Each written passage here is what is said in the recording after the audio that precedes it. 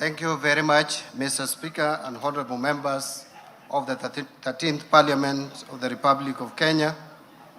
Mr. Speaker, it is my honor and privilege to present to this august House and to the people of Kenya the budget statement for the financial year 2026-2027.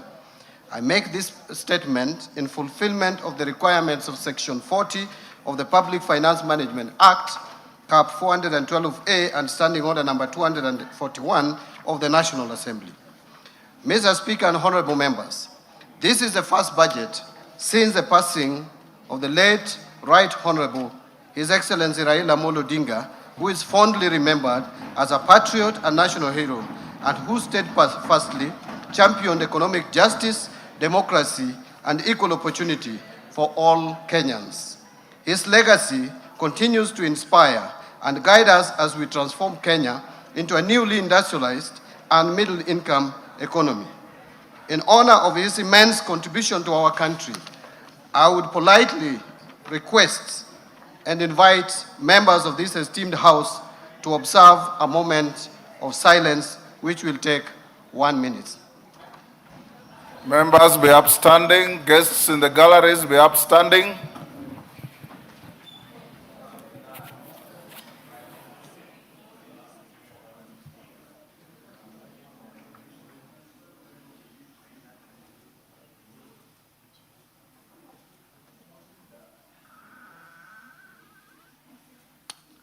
Thank you very much.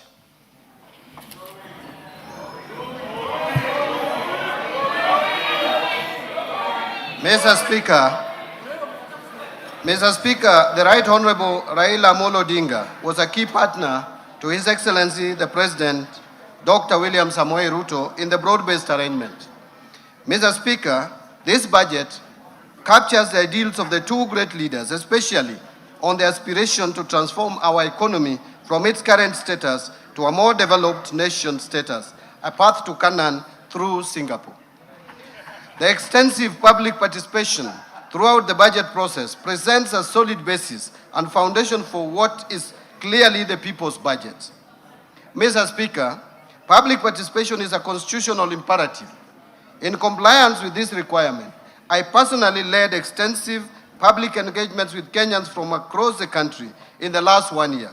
This was meant to get their views and inputs to the budget that I am presenting today. For example, I met youth and business community, particularly boda operators, Juakali artisans, leadership of the Mitumba sector, and scrap metal dealers. I also engaged extensively with members of the Fourth Estate, and in the process, launched their Financial Journalists Association. Additionally, I traveled to various regions and conducted numerous regional dialogues. These include Kilifi in December 2025 for the Coastal Region Dialogue, Migori in Nyanza, Kakamega in Western, and Eldoret and Nakuru in Rift Valley regions in the month of January 2026. Mr. Speaker, in February 2026, I traveled to Kiambu and Meru counties, while in May 2026, I met the youth and the business community from Kajiado and Nairobi regions. The month of May and June 2026 have been very intense in terms of engagement. Mr. Speaker, besides these regional dialogues, I joined Bunge la Mwananchi community at Jivanji Gardens, Nairobi, and Gumzo la Uchumi Mashinani in Busia County for conversation with faith-based organizations in May 2026. I have also, on numerous occasions, appeared in a number of television stations expounding on what we are doing and what we intend to do as a government. Further, in the same month of May 2026, I returned to my alma mater, the University of Nairobi, where I had a dialogue with comrades at the Chandaria Auditorium. Mr. Speaker, in my engagements with Mwananchi, I walked into a couple of shops to directly engage with the mobile phone dealers on the proposed tax changes, that is the excise duty on mobile phones. Additionally, last Thursday, 4th of June 2026, I joined a panel of eminent professionals on the Citizen Digital X-Space in unpacking the Finance Bill 2026. The eminent professionals included FCPA Professor Elizabeth Kalunda, the chairperson of Institute of Certified Public Accountants of Kenya, Mr. Fred Kimodo, Deloitte Tax Policy Lead, Mr. Raymond Mulenje, the Chief Executive Officer, Kenya Bankers Association, Mr. Tobias Alando, who is the Chief Executive Officer of Kenya Association of Manufacturers, and Mr. Kwame Owino, the Chief Executive Officer, Institute of Economic Affairs. A total of 15,847 Kenyans tuned in, while live listeners topped 14,249. Mr. Speaker, the message from Kenyans across the country, from our rural villages to our bustling towns and cities, the ordinary Mwananchi is clear and consistent in their messaging. They have genuine expectations from the government. Kenyans want an economy that works for them, an economy where the cost of living is manageable, where opportunities for employment and businesses are expanding, and where the benefits of economic growth are shared widely across society. Mr. Speaker, Wananchi want to see a government that listens to their concerns and responds with policies that promote opportunity, fairness, and prosperity.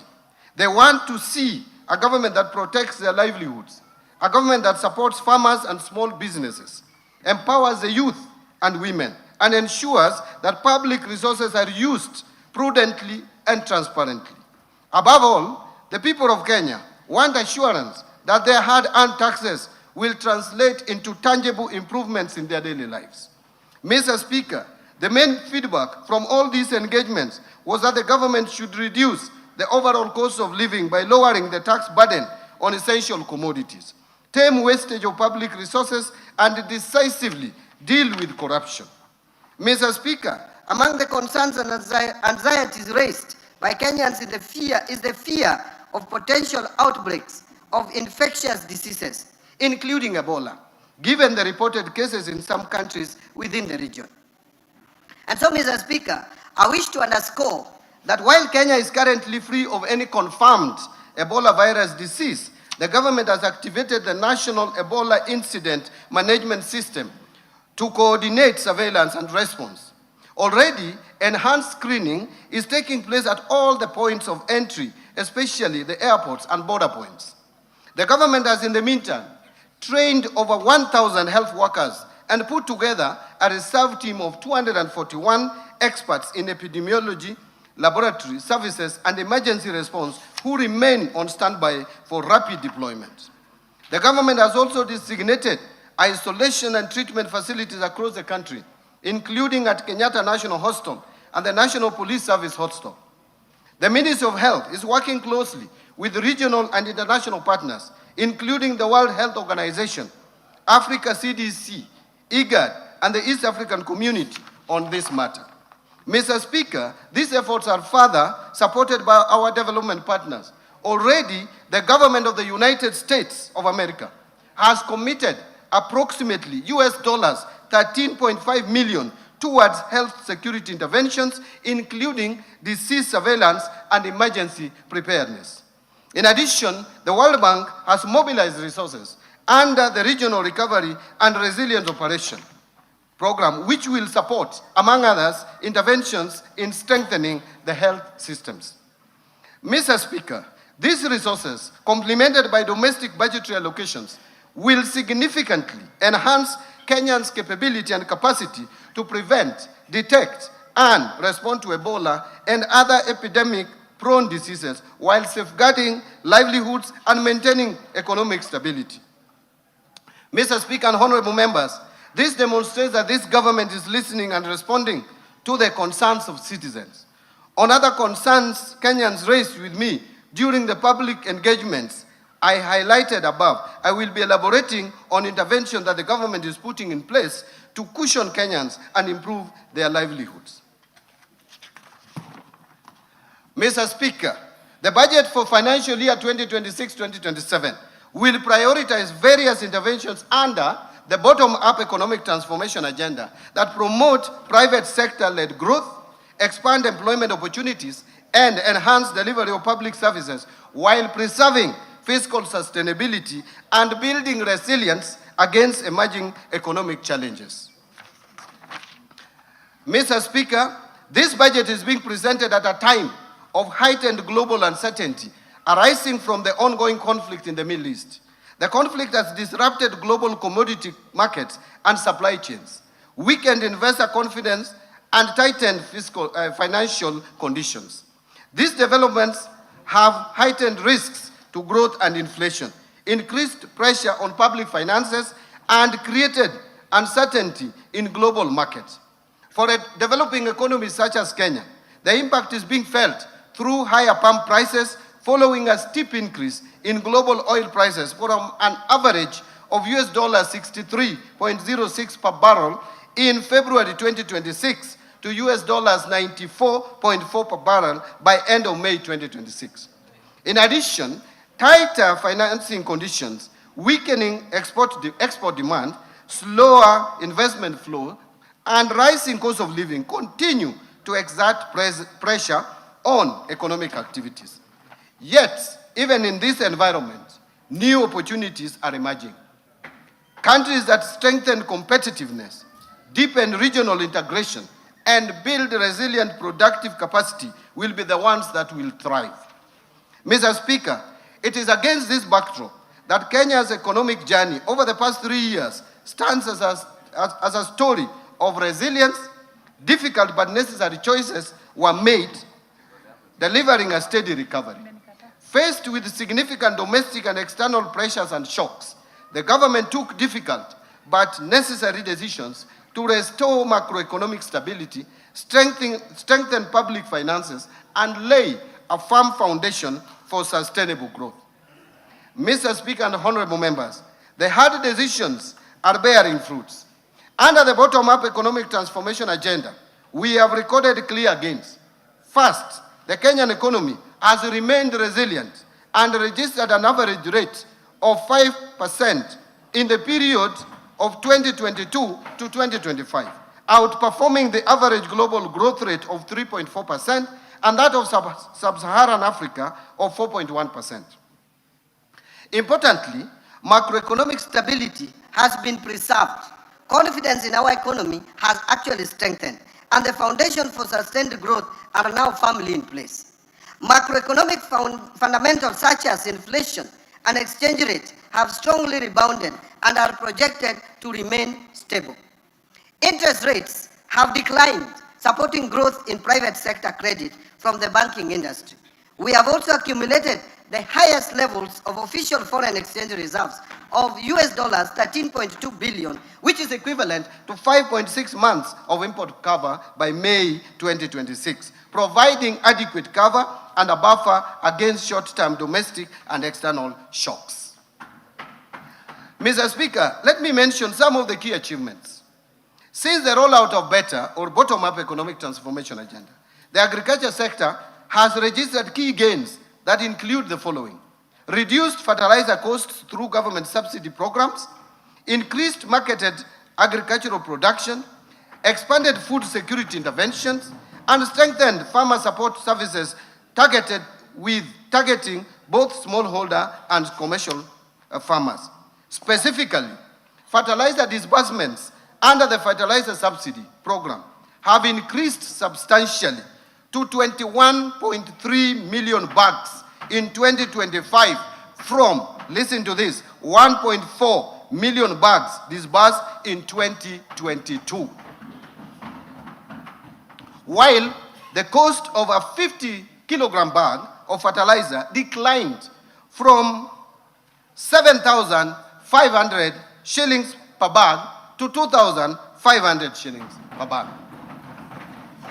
As a result of this, farmers realized estimated savings of approximately 105 billion shillings over a 2-year period, enabling increased investment in production.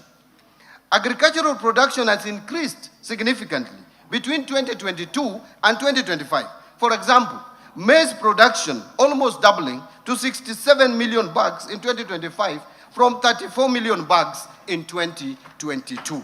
While maize imports have declined substantially to 3.3 million bags from 9.9 million bags over the same period, reflecting improved domestic efficiency.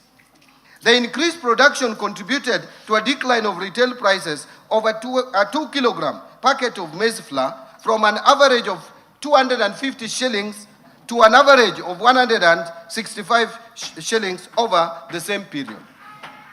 Paddy rice production also increased significantly to 303,724 metric tons in 2025 from 192,299 metric tons in 2022. To support expanded cultivation, the area under rice production in public irrigation schemes increased from 48,324 acres to 71,624 acres. Potato production increased to 2.5 million tons in 2025 from 1.8 million tons in 2022. And milk production increased to 5.5 million liters in 2025 from 4.6 million liters. Let me repeat that. Production of milk has increased from 5.5 billion liters in 2025 from 4.6 billion liters in 2022. The increased production has improved food security, reduced dependence on food imports, and contributed to more stable food prices and higher farmer incomes. Mr. Speaker and honorable members, farmers across the other sector, various value chains, have enhanced production and benefited from higher earnings. Tea production has grown to 550.4 million kilograms in 2025 from 535 million kilograms in 2022, while tea export earnings rose significantly to Kenya shillings 187 billion from Kenya shillings 163 billion over the same period. To support rehabilitation of aging plantations and expansion of coffee acreage, the government distributed coffee seedlings progressively across the years, including 85,000 seedlings distributed in the financial year of 23-24, 809,000 seedlings in financial year 2024-2025, and 3,127,769 seedlings in financial year 2025-2026, and a further 2,242,769 coffee seedlings under the March to May 2026 long-range program. As a result of these interventions, the area under coffee has increased from 115,500 hectares in 2025 from 109,385 hectares in 2022. In the edible oils industry or sector, the area under edible crops increased significantly to 114,350 hectares in 2025 from 60,000 hectares in 2022, reflecting growing farmer participation and investment in the subsector. Further, Mr. Speaker, interventions under the sugar sector has led to significant growth in both cane production and processing capacity, with the area under sugarcane cultivation increasing by 19.4% and national sugar production rising to 815,454 metric tons in 2024 from 472,773 metric tons in 2022. Mr. Speaker, having spoken about agriculture, and you can see the kind of improvement that has taken place in agriculture, let me now turn to healthcare. Access to healthcare has expanded substantially through far-reaching reforms aimed at strengthening primary healthcare, improving service delivery, and ensuring sustainable health financing. A total of 31.2 million Kenyans are now registered under the Social Health Authority, compared to about 8 million under the defunct National Hospital Insurance Fund, while 228 primary care networks have been established and operationalized. A total of 107,831 community health promoters have been recruited and trained, while 16,810 medical interns have undergone internship, bringing healthcare services closer to communities. Mr. Speaker, the government recognizes the critical role the contracted healthcare facilities play in the delivery of healthcare services to Kenyans. It is with this in mind that the government in the current financial year of 25-26 allocated 4 billion for settlement of outstanding National Hospital Insurance Fund pending bills. And going forward, we will settle the balance of the bills that are owed under the defunct National Hospital Insurance Fund and which span over the years. Mr. Speaker, this allocation is specifically designated for settlement of NHIF pending bills owed to contracted health care facilities in accordance with the presidential directive that prioritized the clearance of outstanding obligations for facilities with claims not exceeding 10 million shillings. The claims earmarked for settlement under this allocation have been duly verified and adjudicated and will be fully paid before the close of this financial year, Mr. Speaker. Mr. Speaker, the government will subsequently prioritize payment of the outstanding claims exceeding the 10 million threshold once verified in the next budget. Mr. Speaker, the government has accelerated implementation of the affordable housing program to address Kenya's housing deficit, create jobs, stimulate local manufacturing, support MSMEs, strengthen county economies, and improve the quality of life for millions of Kenyans. Mr. Speaker, through the program, number one, a total of 277,281 housing units have been completed or are under implementation nationwide as at May 2026. Two, the program has also successfully aggregated demand through the Boma Yangu platform, where more than 1 million Kenyans have registered their interest in home ownership, demonstrating both the scale of housing demand and growing public confidence in the government housing agenda. And I hope they will not listen to other voices outside there. Number three, to improve living conditions for students and support the expansion of higher education, the government has packaged 177,686 students' beds for development across universities, while 22,512 institutional housing units are under construction for our disciplined forces, teachers, healthcare workers, and other public servants. Number four, the program has also created over 640,442 jobs across the housing value chain through construction activities, professional services, manufacturing, logistics, and supporting industries. And of course, these are Kenyans who would be jobless if we didn't have their housing program. And number five, under the Modern Markets program, a total of 476 markets have been packaged for development nationwide, with 354 already under implementation. This will provide dignified trading spaces and support entrepreneurship, and that is the bottom-up economic transformation agenda. Mr. Speaker and honorable members, the government continues to implement a number of interventions to empower our youth. And in particular, the government has, one, constructed 4 youth empowerment centers in Mwea, Chepalungu, Dagoretti North, and Mandera South constituencies. In addition, 25 youth empowerment centers have been equipped, bringing the total to 156 youth empowerment centers across the country. Number two, the government has also enhanced skills development and wealth creation through provision of loans to 93,559 youth entrepreneurs through the Youth Enterprise Development Fund. Additionally, 91,253 youth have benefited through startup grants under the National Youth Opportunity Towards Advancement (NYOTA) program. The NYOTA program has also supported 51,604 youth through on-job experience in 26 counties across the country. And number three, government has also implemented Vijana Vuka na Afya project in Nairobi, Kisumu, and Mombasa, where 72,623 youths have benefited from subsidized sexual reproductive health services. Mr. Speaker, in support of the creative economy, the government has established 3 film hubs in Dedan Kimathi University in Nyeri, and also in Bomet and in Migori counties, and fully equipped them with film production equipment.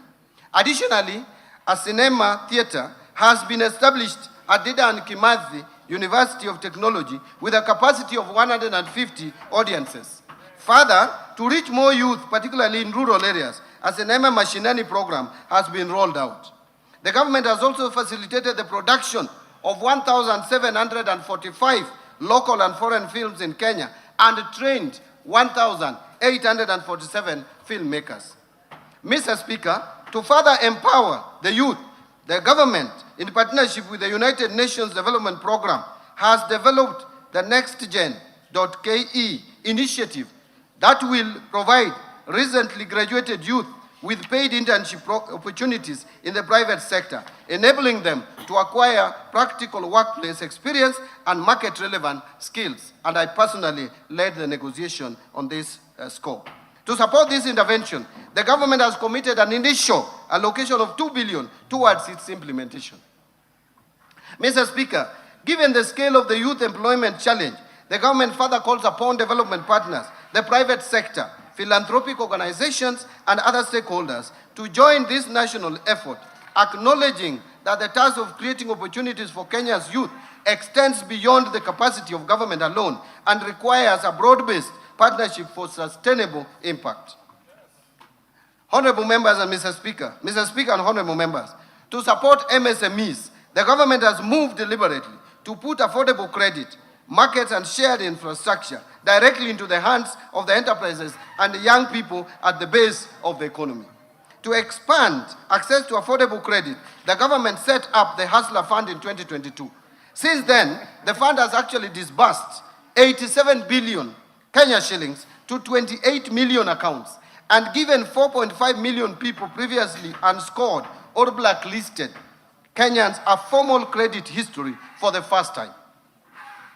Mr. Speaker, under the Nyota program, more than 5.6 billion has been invested in business skills training, mentorship, and startup capital, benefiting at least 84 youths in each of the country's 1,450 wards.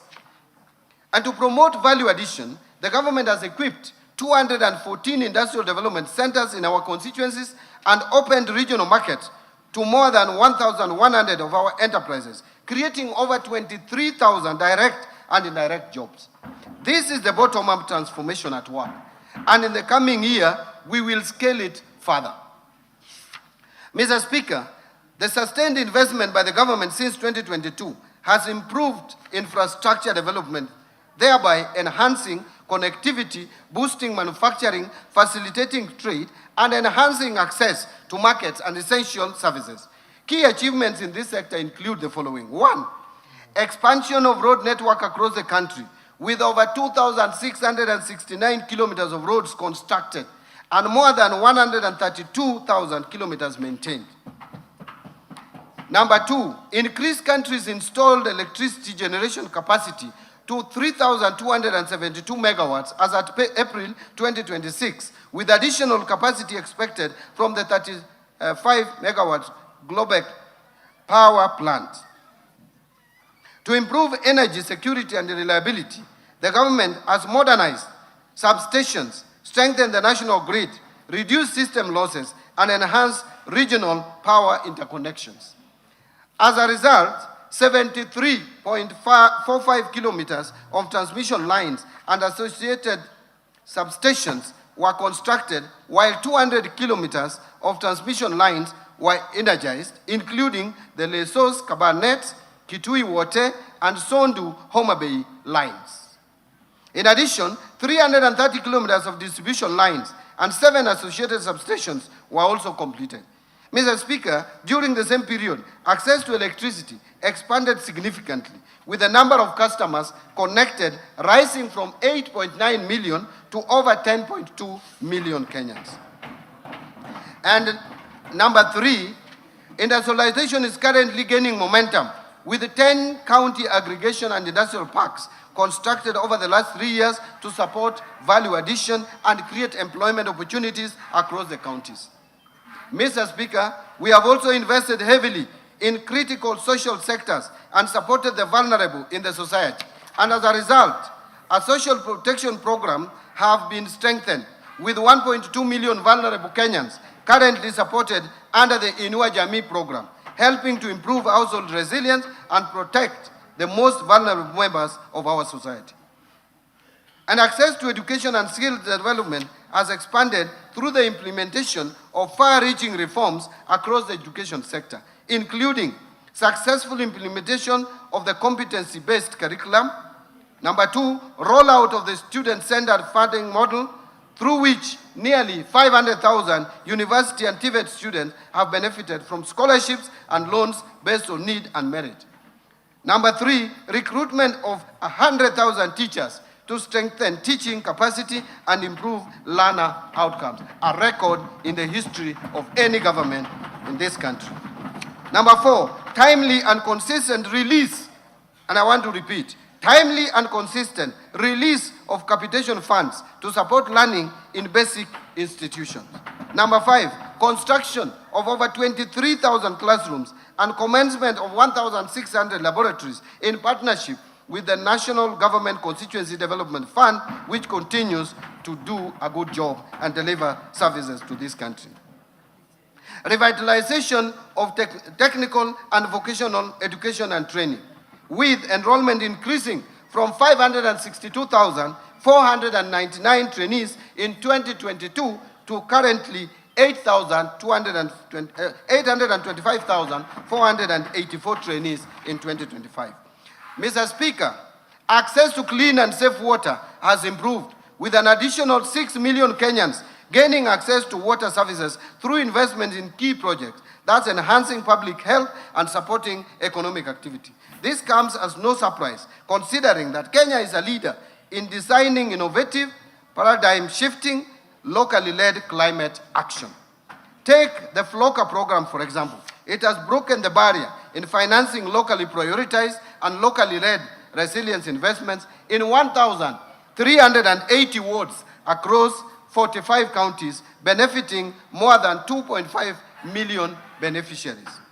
Mr. Speaker, key among the FLOCA gold standard investments are the 58-kilometer rehabilitation of the Colonial Yatta Canal in Machakos County, a reverse osmosis water treatment facility in Makueni, and the Kolanya water project in Busia County. As a matter of fact, Kenya is the leading beneficiary of the Green Climate Fund, with a total of 37 projects approved and with a portfolio of more than $1 billion, a remarkable achievement that led Kenya's identification as the host of Green Climate Finance Africa Region Office. Mr. Speaker, the government has made strides in the blue economy.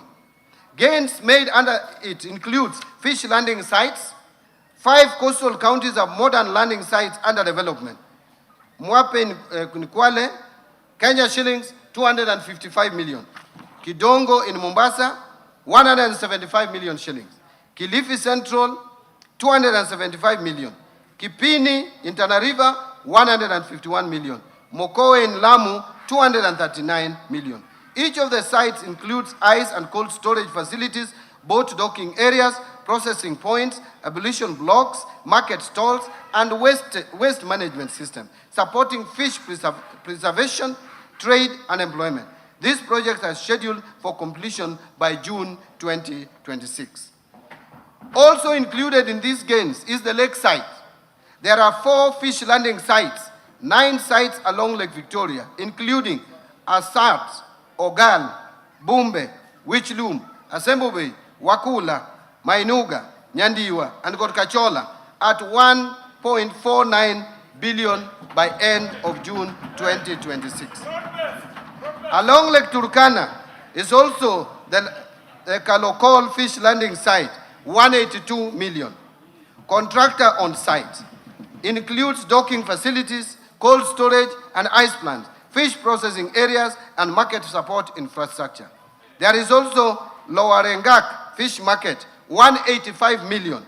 Contractor on site, features cold storage, hygienic market stalls, and processing facilities to support fishers and traders. This is the inclusion that we need in this country.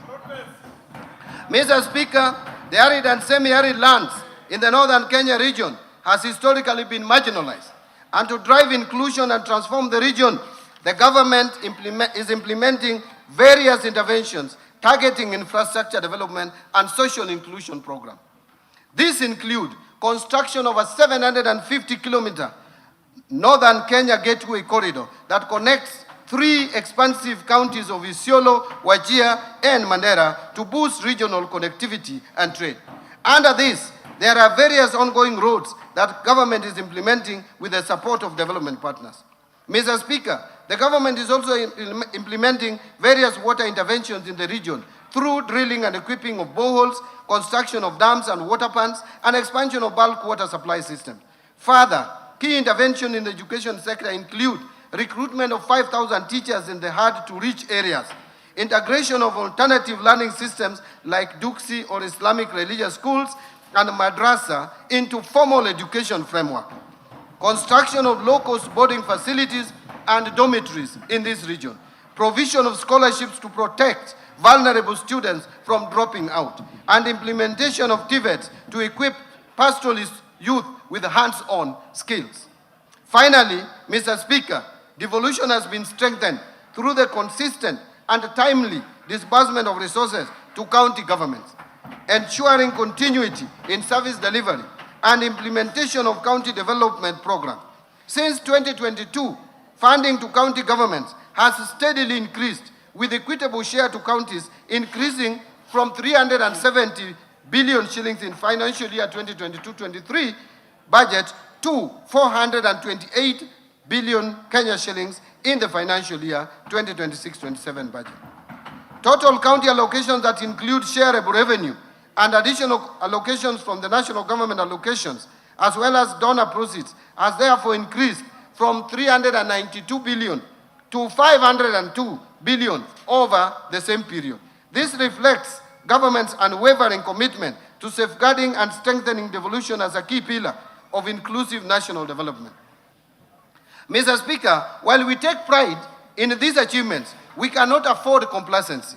Global uncertainty persists, high cost of living continues to affect many households, youth unemployment persists, and climate-related shocks continue to affect livelihoods and production. Mr. Speaker, our task is therefore clear: to solve the many problems facing Kenyans by sustaining targeted interventions and better in order to accelerate job creation for our youth, grow investment and trade, and deepen economic resilience.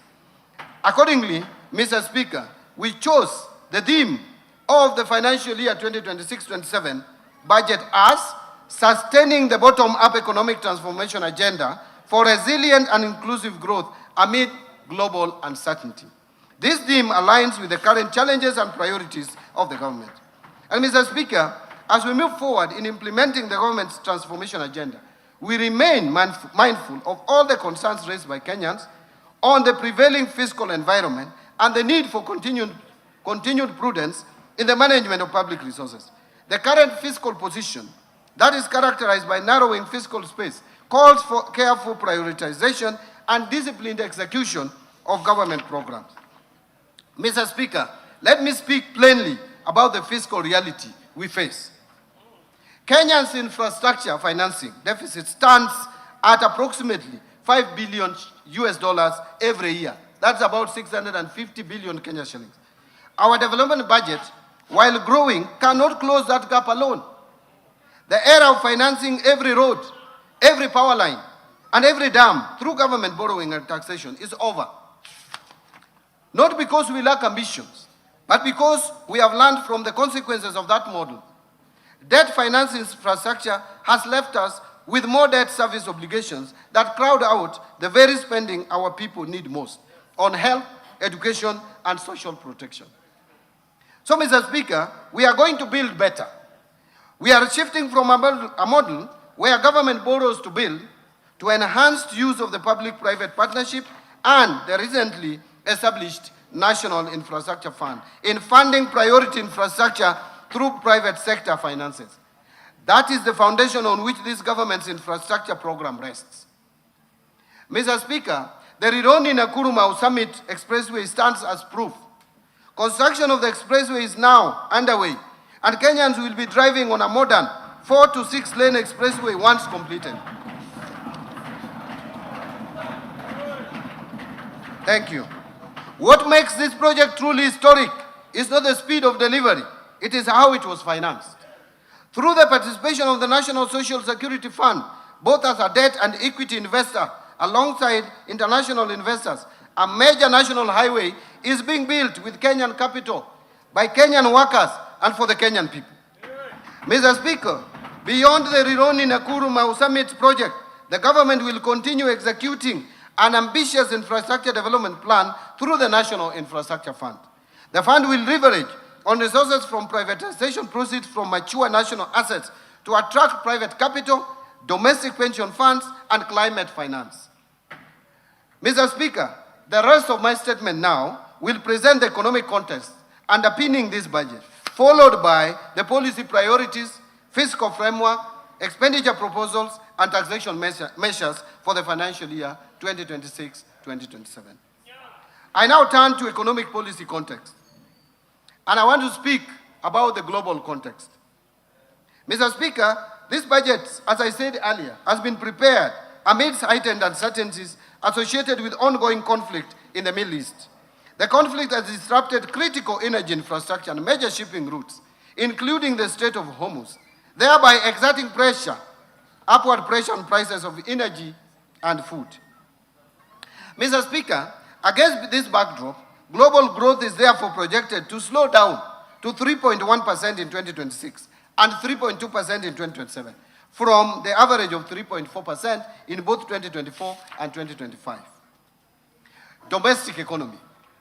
Back home, Mr. Speaker, notwithstanding the challenging global environment, the Kenyan economy has remained largely resilient, and the economy grew at an average of 5% in the period 2022 to 2025, outperforming the average global growth of 3.4% and that of sub-Saharan Africa of 4.1%. This performance reflects sound macroeconomic policy management, particularly prudent monetary and sound fiscal policies, sustained structural reforms, and the increasing diversification of the economy, which has enhanced its capacity to withstand severe shocks.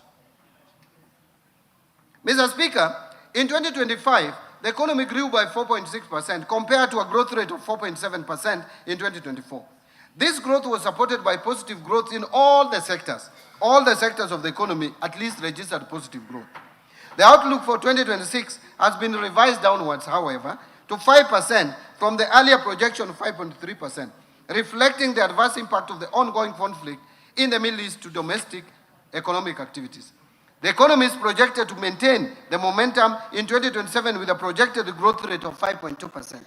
So, Mr. Speaker, macroeconomic indicators remain broadly stable through the emerging external pressures, though the emerging external pressures continue to impact domestic prices. And in particular, overall inflation increased to 6.7% in May 2026 from 5.6% in April and from 3.8% in May 2025 due to higher energy prices arising from the elevated global oil prices, but remained within the target range of plus or minus 2.5% over and above 5%. Inflation is expected to remain within the target range in the near term, assuming a de-escalation of the conflict in the Middle East and supported by appropriate monetary policy actions and government interventions. Expected stability in food prices due to favorable weather conditions and the stability in the exchange rate. Mr. Speaker, in April 2026, the government has deployed targeted stabilization measures to cushion consumers from the full impact of rising global fuel prices. These interventions include use of resources in the Petroleum Development Levy Fund to subsidize the fuel pump prices. And in addition, the government lowered the VAT rate on petroleum products for 3 months from 16% to 8%. Mr. Speaker, monetary conditions have eased considerably. This follows reduction in the central bank rate from 11.25% in December 2024 to the current rate of 8.7%, and I'm happy the CBK maintained the same rate for the time being. As a result, interest rates have declined over the same period. The 91-day Treasury bill rate declined about 8.3% in May 2026 from 10.3% in December 2024.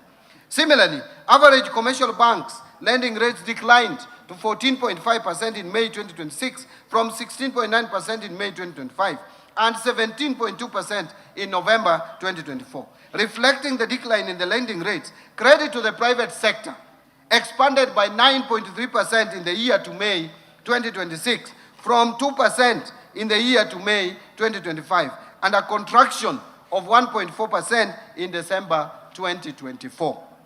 The external sector remains resilient despite emerging risks.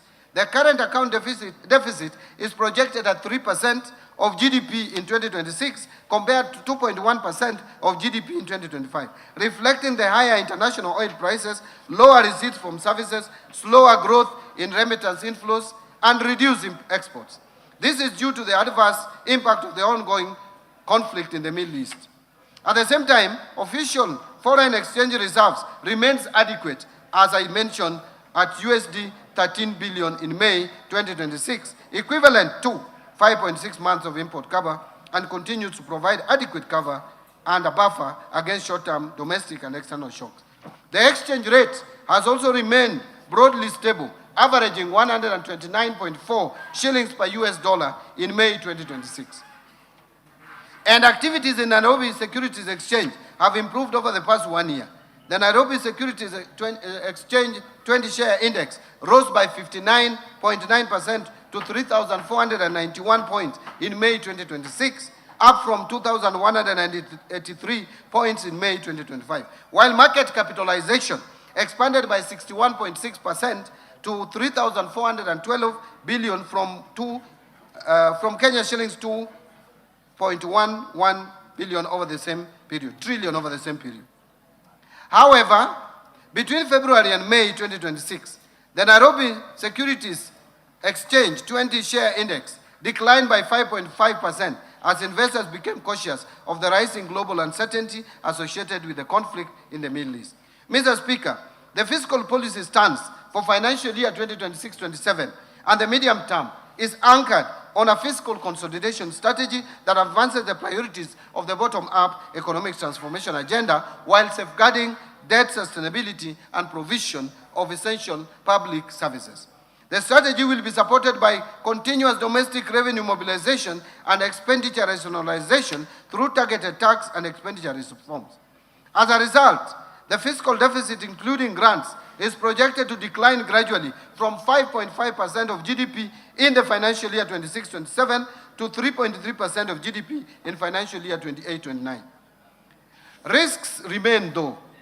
Domestically, climate-related shocks could disrupt agricultural production and infrastructure, while externally, geopolitical tensions, commodity price volatility, weaker global growth, and tighter financial conditions continue to adversely affect inflation, exports, and capital flows. The government will continue to monitor evolution of these risks closely and deploy timely policy intervention to safeguard stability, strengthen resilience, and sustain inclusive economic growth.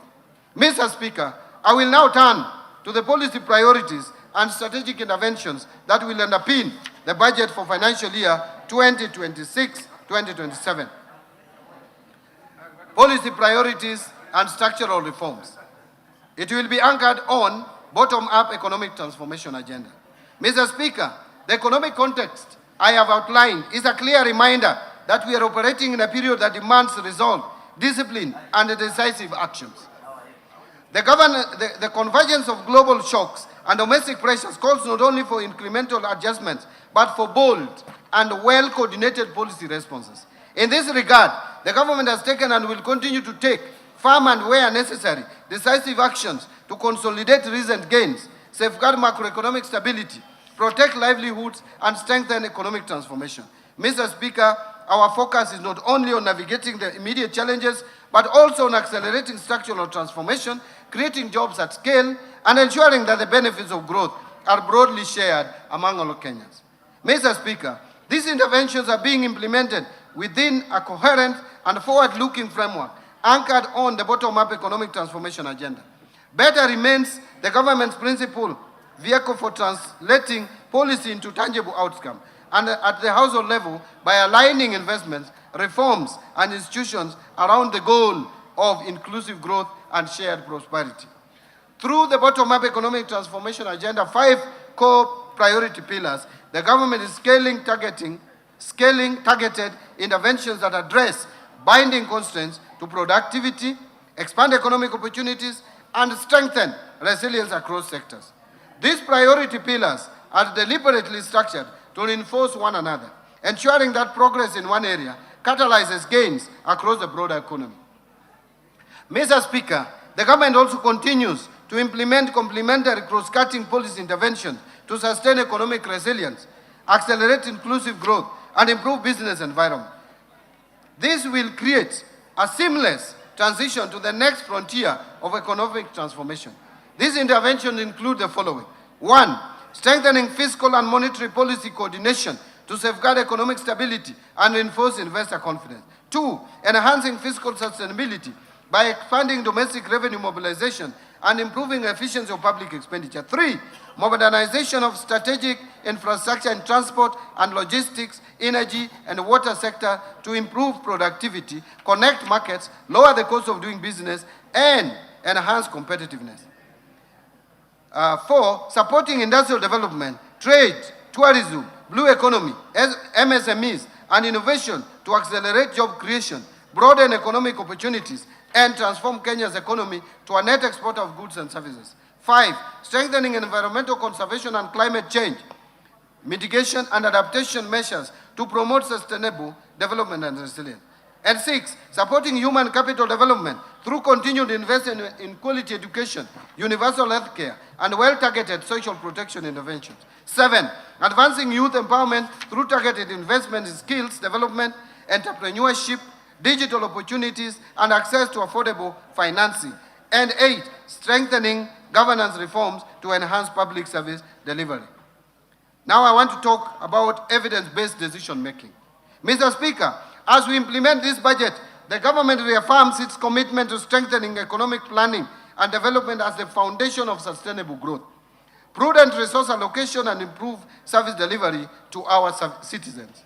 In the coming financial year, we will intensify efforts to institutionalize evidence-based planning and decision-making across all levels of government.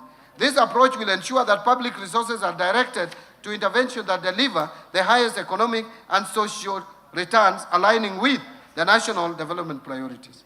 To achieve this, the government will accelerate the finalization and implementation of a comprehensive economic planning policy and an economic planning bill.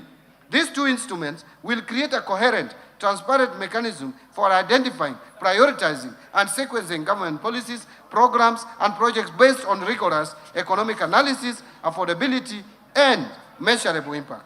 Mr. Speaker, we will also continue to invest in national statistical system, policy research, data analytics, and monitoring and evaluation to provide timely, reliable evidence for decision-making. Integrated planning and data management system will be rolled out to improve coordination among ministries, departments, agencies, and even county governments. Mr. Speaker, through these measures, we will foster a culture of evidence-based policy making, strengthen public accountability, and ensure that every shilling spent delivers maximum value to the people of Kenya. On the policy and legal and institutional reforms front, Mr. Speaker, to strengthen economic stability, the government continues to roll out targeted structural, institutional, and regulatory reforms to improve the business environment, boost public services efficiency, and reinforce accountability in public finances. In building resilience against climate change, Mr. Speaker, the government has continued to make concerted efforts to strengthen disaster risk management. The recently enacted National Disaster Risk Management Bill, which is now an act of parliament, and I thank this National Assembly, provides a legal framework for coordination of disaster risk management activities across the two levels of government, supporting prompt responses when disasters occur. Mr. Speaker, to further strengthen the country's preparedness and response to climate-related risks, the National Treasury is spearheading the development of a new disaster risk financing strategy for the period 2026-2030, since the earlier strategy for the year 2018-2022 came to an end. Mr. Speaker, and in response to changes in climate, the government will continue to implement the Financing Locally Led Climate Action Program, a transformative initiative that has unlocked green investments at the county level, empowering local communities to adapt to impacts of climate change. Mr. Speaker, to finance large-scale climate and environmental projects, the government will establish the Kenya Green Investment Facility in line with the Kenya's commitments under the nationally determined contributions to the Paris Agreement.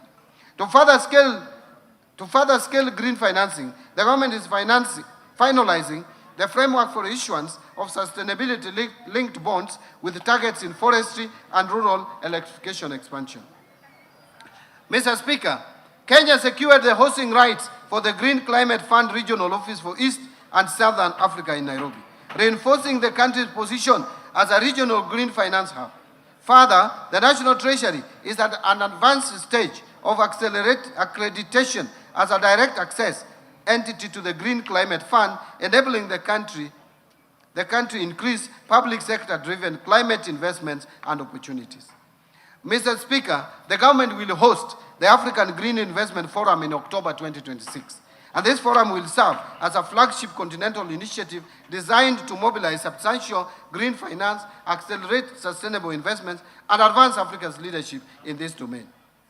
On public procurement reforms, Mr. Speaker, to operationalize procurement reforms and eliminate manual inefficiencies, the government officially launched the rollout of an end-to-end e-government procurement system in July 2025. The system has now shifted procurement processes from fragmented and manual processes to a fully digitized procurement platform. The platform has been integrated with core government systems, including IFMIS, Business Registration Services, and ITAX, with initial onboarding prioritizing national government ministries, departments and agencies. State corporations and county governments will then follow. Significant progress has been made, and to date, 1,543 procuring entities have been registered, over 40,000 suppliers registered, over 22,000 staff trained, over 12,000 suppliers or contractors have also been trained. 652 annual procurement plans have been published and over 8,000 tenders published. Mr. Speaker, going forward, the next steps will include full rollout of the system to all schools and other procuring entities that are yet to onboard to the EGP system. Continuous user training and change management to improve adoption and system utilization will be conducted. Further, Mr. Speaker, beginning July 1st, 2026, there will be no exemption. There will be no exemption to procure outside the system.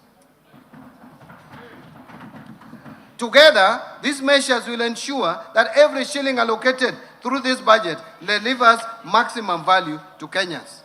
Mr. Speaker, during the implementation of the EGP system, we have experienced challenges which have hindered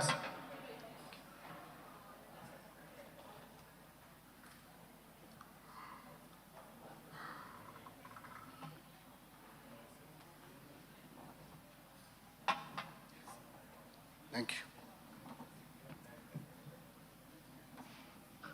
you. Mr. Speaker, during the implementation of EGP system, we have experienced challenges which have hindered the seamless implementation of the system. Some of these challenges include resistance from users and litigation in the courts. Mr. Speaker, to further strengthen our procurement framework, the government developed the Public Procurement and Asset Disposal Bill, Amendment Bill 2026, among the key reform areas in the bill, which include mandatory disclosure and reporting requirements, promotion of local content, and preference and reservation schemes, especially for youth, women, and persons with disabilities, and provision of a stronger legal basis for electronic procurement and framework contracting. Mr. Speaker, I submitted this bill of 2026 to Parliament for consideration and approval. I urge the House to favorably consider the bill. I want to now speak about the reforms under the state corporations. Mr. Speaker, state corporations remain a cornerstone of Kenya's development architecture, delivering essential public services and catalyzing strategic investments. Mr. Speaker, I mentioned in my statement last year that the government embarked on a comprehensive reforms which target to streamline mandates, strengthen governance, enhance accountability, and improve operational efficiency of state-owned enterprises. Mr. Speaker, the implementation of the reforms is ongoing through a multi-agency technical working committee. In the first phase, the committee considered 23 mergers, 16 dissolutions, 7 transfers of functions back to ministries, departments and agencies, and the declassification of selected state corporations. Mr. Speaker, under phase 1 of the reforms, the committee has finalized the review of enabling legislations of the affected state corporations and drafted appropriate bills where necessary. review of the staff complements, skills and placement deployment of those affected so as to facilitate a smooth transition and documentation of assets and liabilities of the entities identified. I submitted to this House the draft bill supporting the implementation of the reforms under Phase 1, and I urge the honorable members to favorably consider the bills to enable timely implementation of the reforms. Now let me speak about the new kid in the town, government-owned enterprises. Mr. Speaker, further, as part of the reforms, the Government-Owned Enterprises Act number 25 of 2025 was assented to by His Excellency the President on 21st November 2025 and came into effect on 5th December 2025. The Act provides a modern framework for the ownership,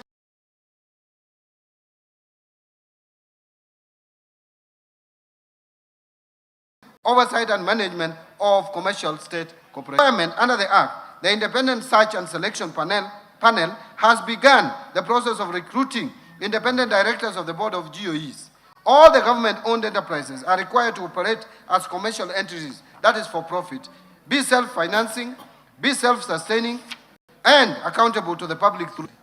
Let me now speak about national infrastructure. Mr. Speaker, in March 2026, the government has established the National Infrastructure Fund following the enactment of the National Infrastructure Act of 2026. The NIF is an innovative mechanism for scaling up infrastructure development by mobilizing private capital and expertise to execute commercially viable infrastructure projects while reducing reliance on taxation and debt. The fund will promote growth of infrastructure projects by pooling capital from diverse sources, which include pension funds, sovereign wealth funds, private equity, banks, development finance institutions, among others, to finance large-scale and long-term projects. In this respect, Mr. Speaker, the proceeds from privatization will be channeled into the fund, that ensuring transparent revenue flow in financing national priority projects, including national highways, airports, seaports, electricity generation, ICT, water and irrigation, and agribusiness. As a start, the proceeds from the March 2026 IPO of Kenya Pipeline Company of 106 billion Kenya shillings, as well as the expected 204 billion Kenya shillings from the partial divestiture of the government's stake in Safaricom to Vodacom, will form the seed capital to the fund. Under Sovereign Wealth Fund, Mr. Speaker, to complement the National Infrastructure Fund, the government has submitted to this August House the bill to establish the Sovereign Wealth Fund with three distinct components. The first component is the stabilization component, then there is the strategic infrastructure investment component, and finally, the future generation, also known as URIDI component.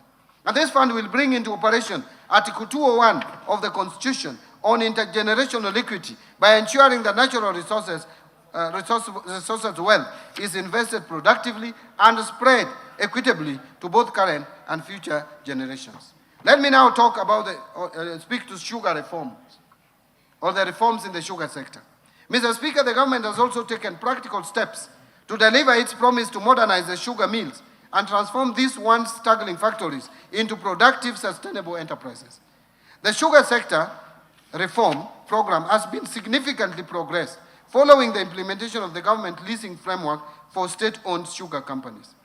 The leasing process has since been successfully concluded, with investors having fully taken over operations of the sugar factories, namely Chemelis Sugar Company, Moroni Sugar Company, South Nyanza Sugar Company, and Zoia Sugar Company. Mr. Speaker, since the resumption of operations, substantial investments have been undertaken towards rehabilitation and modernization of the factories, resulting in significant revamping of the mills and improvement of operational capacity. These initiatives are expected to enhance efficiency, restore profitability, and protect the livelihoods of farmers. Mr. Speaker, these are not isolated transactions. They are proof that when governance is strengthened, when mandates are clarified, and when institutions are held to account, the corporations can be genuine engines of growth. The government will press forward, deepening these reforms and ensuring that every public enterprise earns its place through performance, transparency, and value created. Now, let me speak to national assets and inventory management. Mr. Speaker, to strengthen national assets management, the National Treasury has operationalized the assets and inventory management modules in our IFMIS, providing real-time visibility of public assets across all levels of government. An analysis of the asset registers shows that ministries, departments, and agencies collectively hold assets valued at approximately 4.9 trillion Kenya shillings, underscoring the importance of robust asset management. To strengthen transparency and support the transition to accrual accounting, the National Treasury has developed a government asset valuation policy framework and a public assets tagging framework. Mr. Speaker, to unlock greater value from these assets without placing additional pressure on public finances, the National Treasury is developing an asset optimization framework and a leasing framework to attract private capital and expertise while supporting infrastructure development and improved service delivery. Now let me speak to digital e-signatures in government. Mr. Speaker, in line with the digital transformation agenda, the government has also embarked on reforms to modernize and harmonize the legal and regulatory framework governing secure digital identities, electronic signatures, electronic seals, and time stamping services. Excuse me.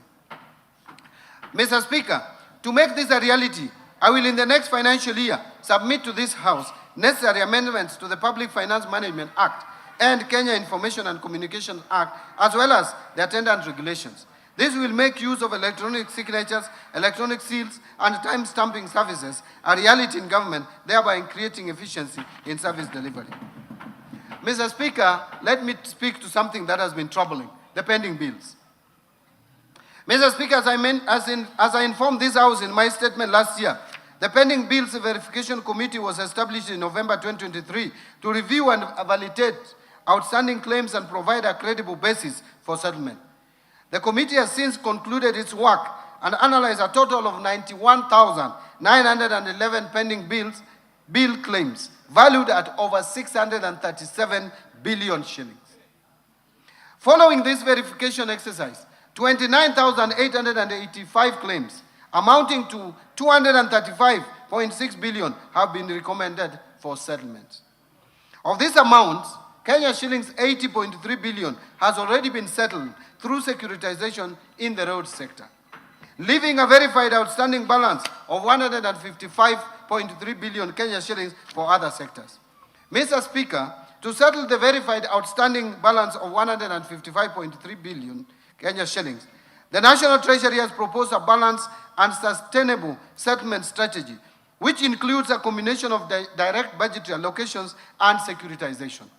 The proposal is to settle the verified outstanding balance of 155.3 billion over 2 years, starting with the financial year 2026-2027. Mr. Speaker, in the financial year 2026-27, the National Treasury is proposing a budgetary provision of 68 billion to settle the verified pending bills to suppliers and contractors owed by the government for amounts of up to 100 million shillings. This provision will also partly settle suppliers or contractors whose pending bills exceed 100 million shillings, ensuring that no supplier is excluded. With the settlement of this 68 billion worth of claims, the government will have settled 99% of the verified outstanding pending bills, representing 63% of the total value, a tremendous progress. Now, in terms of numbers, this will be 99 of the bills. But the remaining 88 billion worth of claims will be addressed through other budgetary provisions and instruments. Mr. Speaker, the deliberate policy of settling pending bills of up to 100 million Kenya shillings, while individually smaller in value, accounts for the majority of suppliers and have the highest multiplier effect on economic activity. This is to ensure that the micro, small, and medium enterprises are not starved of the essential working capital, which is critical to the sustainability of their businesses. Financial sector reforms. Mr. Speaker, Kenya's financial sector remains strong and continues to support households, businesses, savings, and investment across the country.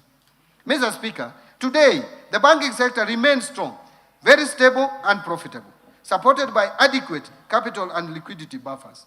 In the year to March 2026, total banking sector assets grew by 13.8% from 7.7 trillion to 8.7 trillion, and profitability increased by 13.6% from 73 billion Kenya shilling to 83.5 billion. Mr. Speaker, to strengthen the banking sector's resilience, deepen competition, and improve access to credit for households and businesses, the government is implementing the following reforms. 1. Progressive increase in minimum core capital requirements for commercial banks from 1 billion to 10 billion by December 2029. 2. Lifted the moratorium on licensing of new commercial banks effective 1st July 2025. 3. Implementation of the revised risk-based credit pricing model anchored on the Kenya shilling overnight interbank average to enhance transparency and fairness in loan pricing and strengthen monetary policy transmission. And number 4, implementation of the banking penalties regulations 2025 to strengthen enforcement, governance, accountability, and compliance in the banking sector. Mr. Speaker, to strengthen banking sector's resilience and stability, the Business Laws Amendment Act of 2024 requires commercial banks to progressively raise the minimum core capital from 1 billion to 10 billion Kenya shillings by 2029 through targeted milestones. Mr. Speaker, while the government firmly upholds the strategic necessity of raising the minimum core capital, it is prudent that this transition be managed in a manner that is least disruptive to credit access and financial services delivery, particularly to the micro, small, and medium enterprise segment and other niche markets currently served by the banking industry. Mr. Speaker, to allow flexibility in achieving this objective and following wide consultation, especially with Kenya Bankers Association, I will be proposing amendments to the timeline specified in the Business Laws Amendment Act of 2024 to allow commercial banks raise the minimum core capital to 10 billion by 31st December 2032 without their new annual milestones. This will provide the flexibility necessary for institutions to pursue measured, commercially sound, and market-sensitive capital-raising strategies in a manner that preserves shareholder value and sustains investor confidence. Mr. Speaker, to make it easier and cheaper for Kenyans and businesses to send and receive money across the East Africa region, partner states are working to connect their financial system as per the East African Community Payment System Master Plan of 2025 so that transactions are faster, more affordable, and more efficient to support trade and regional integration. Mr. Speaker, to safeguard the country against illicit financial flows, the government has, over the last 2 years, undertaken far-reaching reforms aimed at strengthening our anti-money laundering, counter-financing of terrorism, and counter-proliferation financing framework following the country's placement on the Financial Action Task Force Grey List in February 2024. These reforms include the adoption of the Virtual Asset Service Providers legal framework, strengthening beneficial ownership transparency, enhancing risk-based supervision across financial and designated non-financial business and professions sectors, improving interagency collaboration, and increasing investigations, prosecutions, and asset recovery efforts relating to money laundering and terrorism financing offenses. Further, Mr. Speaker, reporting institutions have continued to enhance compliance with AML and CFT obligations, thereby reinforcing the integrity and resilience of our financial system. Mr. Speaker, Kenya has actually made substantial progress in addressing the action items under the FATS Action Plan, with only a few outstanding measures remaining as we approach the conclusion of the implementation period. The government remains fully committed to finalizing the remaining reforms and securing Kenya's exit from the grey list at the earliest opportunity. These achievements demonstrate our unwavering resolve to align Kenya with the international best practices, safeguard the country against illicit financial flows, and strengthen investor confidence in our economy. And Mr. Speaker, the government is also supporting innovation in financial services through the implementation of the Virtual Asset Service Providers Act of 2025. And in this regard, we have developed regulations to govern virtual asset service providers. The regulations framework ensures that new technologies operate in a safe and regulated environment that protects users, strengthens financial stability, and encourages responsible innovation. Under capital markets, Mr. Speaker, I have the following to say. The government continues to implement measures to deepen and broaden capital markets in order to mobilize savings for productive long-term investment. These efforts have continued to yield results. with the Nairobi Securities Exchange recording exceptional performance in 2025. Mr. Speaker, the capital market supported the recent initial public offering by the Kenya Pipeline Company and its subsequent listing at the Nairobi Securities Exchange in March 2026. Further, the capital market supported recent issuances by various companies to raise capital. These include 44 billion Kenya shillings, billion Kenya shilling Sharia-compliant leasing bond for infrastructure financing. The Safaricom's Kenya shillings 20 billion green bond to support 5G expansion. The East Africa Breweries PLC Kenya shillings 16.8 billion medium-term note program, and the Kenya shillings 3.4 billion by Spearhead Africa Infrastructure Fund to support long-term infrastructure financing across the region. Mr. Speaker, innovation in market access has advanced significantly with the launch of ZD trading application integrated into the M-Pesa platform. And this groundbreaking platform enables Kenyans to conveniently buy and sell securities through their mobile phones, marking a major milestone in financial inclusion and retail investor participation. Mr. Speaker, Kenya is emerging as a key player in the carbon credit space, leveraging its rich natural resources and a strong base in renewable energy to participate in global climate markets. To actualize formal trading of carbon credits, the government is preparing carbon credit regulations, and these regulations will allow the government and private sector players to benefit through trading of carbon credits generated in Kenya and the region. And Mr. Speaker, in my recent public engagements, coffee farmers raised concerns of continued exploitation by middlemen in the marketing and pricing of their coffee. Mr. Speaker, I want to assure Kenyans that through the reforms the government is implementing at the Nairobi Coffee Exchange, the exploitative middlemen have been eliminated, ensuring farmers retain a much larger share of the export price of their coffee. Farmers today are able to sell their coffee directly at the exchange, supported by their various brokerage firms, majority of whom are owned by the farmers through their cooperative societies. The Nairobi Coffee Exchange has also enabled price discovery, thereby improving earnings by the coffee farmers. And to further support prompt payment of coffee sold through Nairobi Coffee Exchange, the government introduced the direct settlement system that has reduced payment delays across the coffee value chain.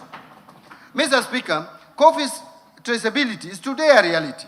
Through the Nairobi Coffee Exchange trading platform and the direct settlement system, cataloging and invoicing, every coffee lot has a unique identification, milling data, warehouse records, auction sales, and buyer data that can be accessed, allowing traceability of coffee from the farm to the buyer. This has created greater buyer confidence on the origin, quality, and authenticity of Kenyan coffee by eliminating coffee laundering. On pension reforms, Mr. Speaker. Mr. Speaker, delayed pension processing has for long been a source of frustration and hardship for retiring public servants. A civil servant who has dedicated their career to public service deserves timely and dignified access to their retirement benefits. Mr. Speaker, to hasten the processing of pension claims, I launched the e-pension management information system on 1st June 2026. Following this launch, we have now discontinued manual submission of pension claim unless expressly authorized by the National Treasury. Mr. Speaker, to ensure this reform delivers a lasting impact, ministries, departments, and agencies are now required to initiate pension claims at least 9 months before a public officer's retirement date. This will facilitate resolutions of late or incomplete submission of pension claims ahead of the retirement date for our employees. Further, the National Treasury, in collaboration with the Kenya School of Government, will institutionalize electronic pension management information system training as part of a continuous capacity building program to ensure sustained competency in pension administration across the public sector. Insurance reforms. Mr. Speaker, to expand access to insurance, the Insurance Regulatory Authority licensed 5 micro-insurance companies in financial year 24-25. This has increased access to affordable insurance, with over 11 million lives covered as of 31st December 2025. Mr. Speaker, to strengthen climate resilience, the government is promoting agricultural and index-based insurance products. Through the drive, which is de-risking, inclusivity, and value enhancement, livestock insurance project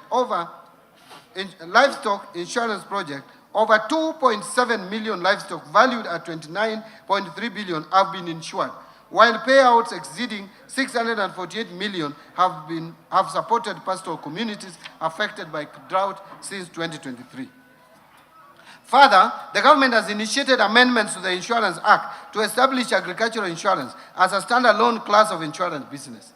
This reform will strengthen the regulatory framework for agricultural risk management and support food security, financial inclusion, and sustainable agricultural development.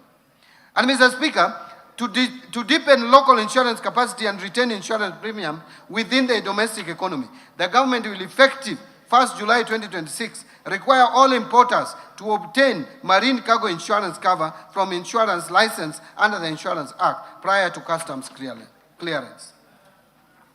Fiscal policy framework. Mr. Speaker, the implementation of financial year 25-26 budget has remained broadly on course despite emerging pressures on revenue performance and expenditure demands. These developments have necessitated measured adjustments while at the same time informing a more deliberate and responsive fiscal policy stance for the financial year 26-27 and the medium term. And Mr. Speaker, on the revenue front, performance has fallen short of target in the financial year 2025-26. This is due to slower than expected tax receipts, largely driven by administrative constraints and a slowdown in economic activities. At the same time, expenditure pressures have intensified. The implementation of pending and newly negotiated collective bargaining agreements has raised the public sector wage bill beyond initial projections, thereby constraining fiscal space. In addition, emergency interventions in response to floods and drought have required additional resources. As a result of these developments, it became necessary to introduce targeted adjustment through supplementary budget number 1 of financial year 25-26. Mr. Speaker, to enhance tax administration, including upgrading of critical systems and strengthening of compliance efforts, the Kenya Revenue Authority was allocated additional resources in the supplementary budget number 1 for financial year 2025-27, to be exact, 17 billion. These interventions are expected to improve efficiency and support a recovery revenue performance. The supplementary budget 1 also reflected additional expenditure of 368.6 billion compared to the original budget to cater for the emerging expenditure pressures. In this regard, the fiscal deficit, including grants, is now projected at 1,199 billion, equivalent to 6.4% of GDP, compared to 901 billion or 4.7% of GDP in the original budget estimates. Mr. Speaker, fiscal policy is not merely about balancing budget. It is about creating conditions for sustainable growth, protecting the vulnerable and securing prosperity for the future generation. Accordingly, the fiscal policy for 26-27 and the medium term will be anchored on a growth-supportive consolidation path aligned to the government's priorities under the bottom-up economic transformation agenda and the 4th medium-term plan. The policy will prioritize enhanced domestic revenue mobilization, strengthen expenditure control, and strategic reprioritization of public spending. This approach aims to reinforce public debt sustainability and safeguard essential public service. Now let me turn to domestic revenue mobilization. Mr. Speaker, every shilling of development begins with every shilling of revenue collected fairly, efficiently, and transparently. To boost revenues, the government will continue to strengthen implementation of the national tax policy and medium-term revenue strategy, aimed at simplifying tax laws, rationalizing tax expenditures, and creating a fair, predictable, and efficient tax systems. Mr. Speaker, the Kenya Revenue Authority has intensified reforms to modernize tax administration, enhance compliance, and improve service delivery through technology and innovation. Notable progress has been made in expanding the electronic tax invoice management system, with over 655,000 taxpayers now onboarded, significantly enhancing transaction visibility and strengthening VAT compliance. Integration between iTax and customs systems has improved end-to-end taxpayer visibility, while the rollout of the electronic rental income tax system has simplified. I want to repeat that. While the rollout of the electronic rental income tax system has simplified compliance with the rental sector. So we have already implemented the system that I think some people are still dreaming about out there. Mr. Speaker, the Kenya Revenue Authority has also strengthened enforcement through data-driven compliance strategies, artificial intelligence, and non-intrusive cargo scanning technologies, enhancing the detection of illicit trade and reducing revenue leakages.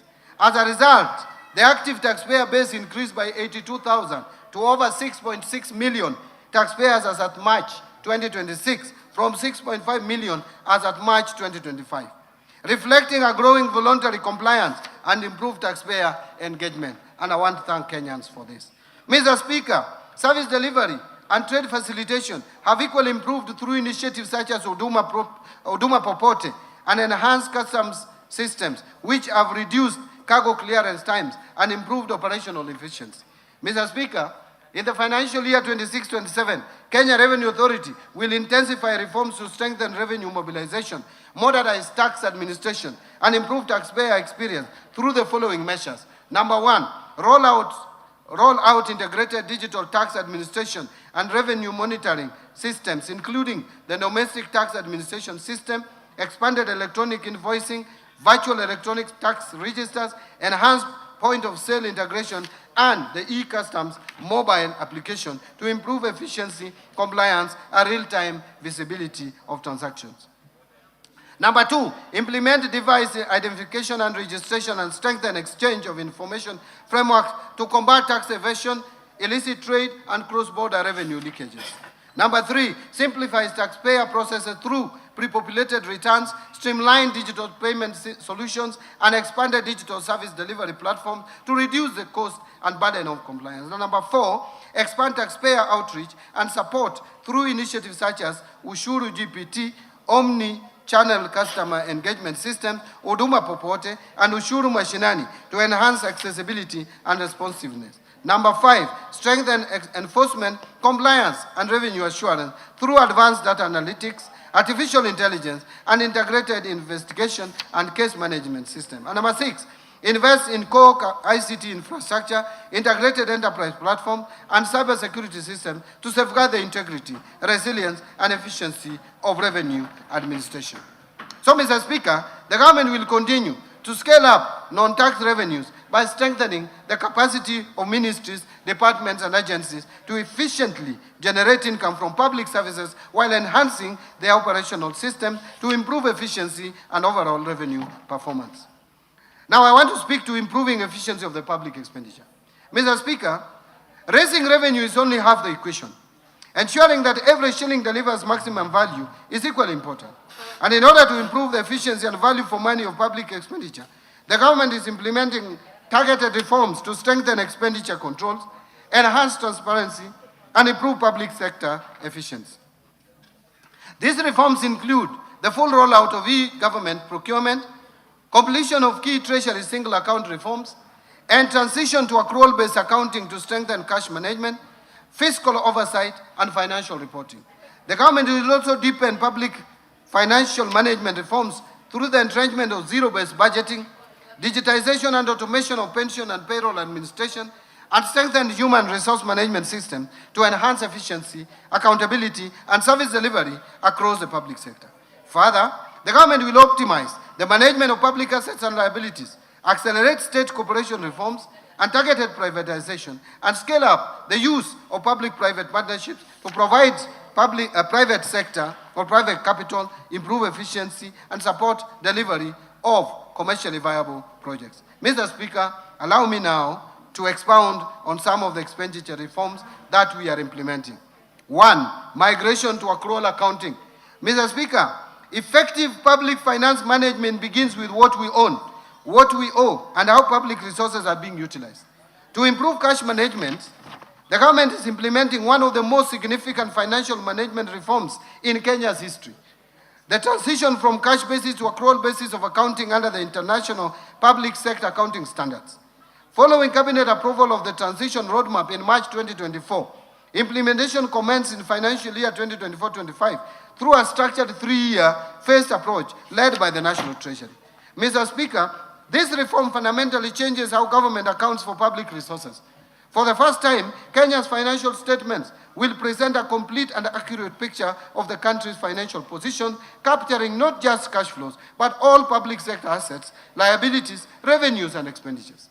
Public debt obligations, infrastructure assets, inventories, receivables and payables will all be recognized and reported transparently, giving Parliament, citizens and investors a true account of the nation's financial health.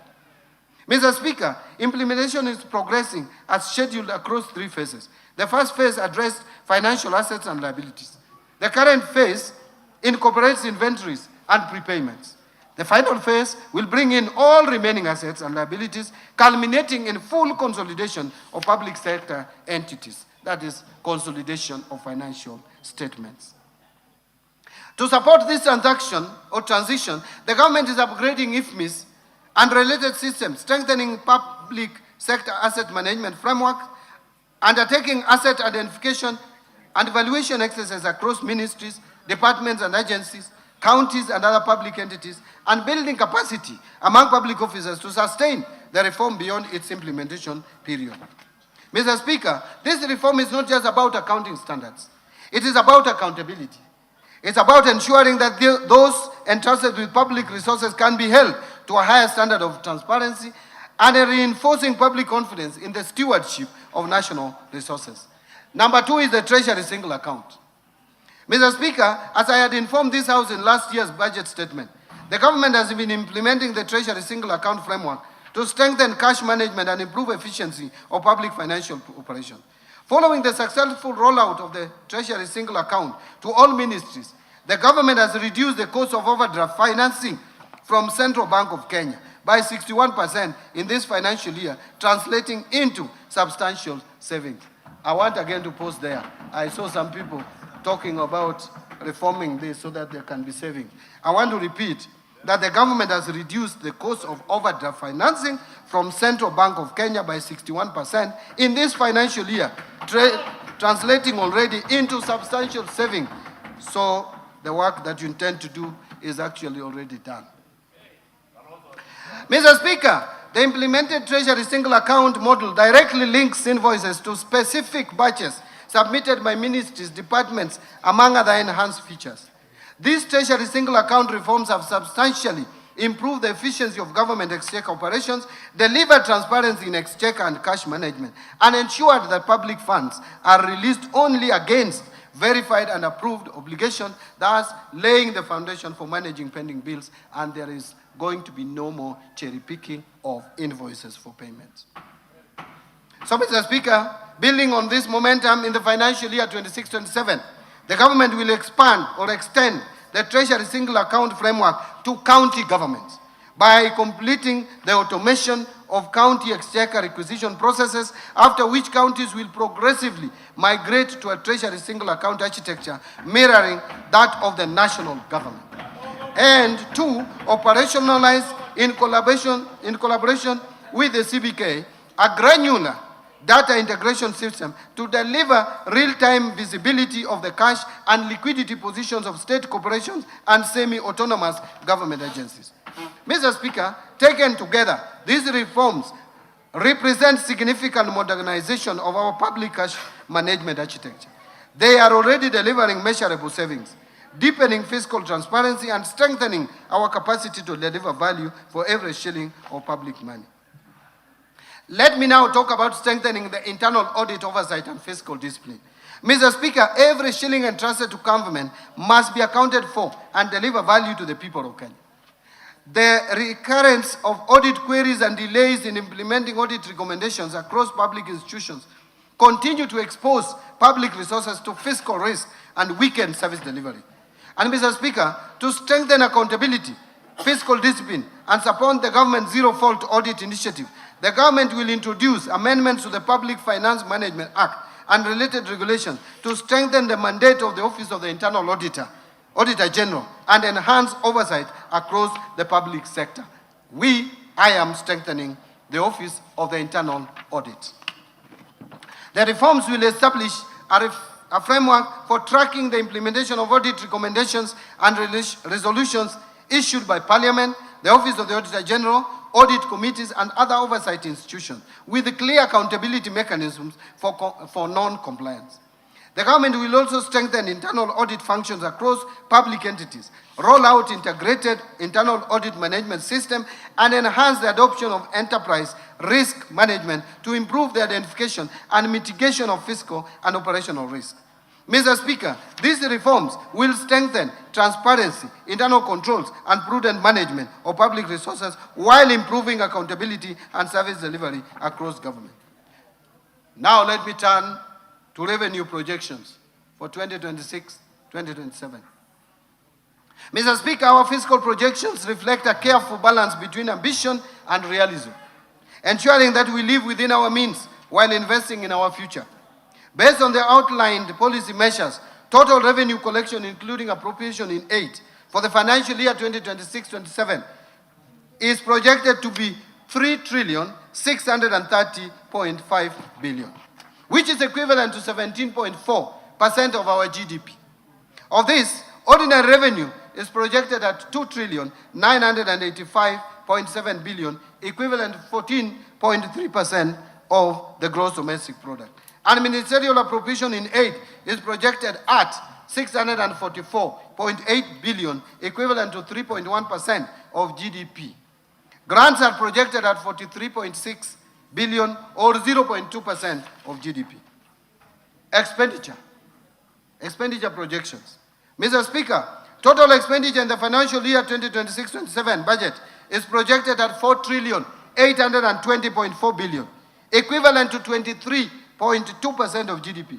And of this, recurrent expenditure will amount to 3,568.4 billion, which is equivalent to 17.1% of GDP, and development expenditure, including allocations to domestic and foreign finance projects, contingency fund, and equalization fund, will amount to 750 billion shillings, which is equivalent to 3.6% of GDP.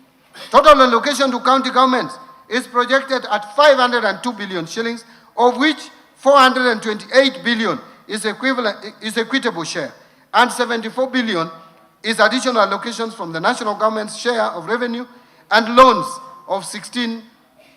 and grants from development partners. So 16.6 billion national government, and loans and grants 57.4 billion. Financing deficit,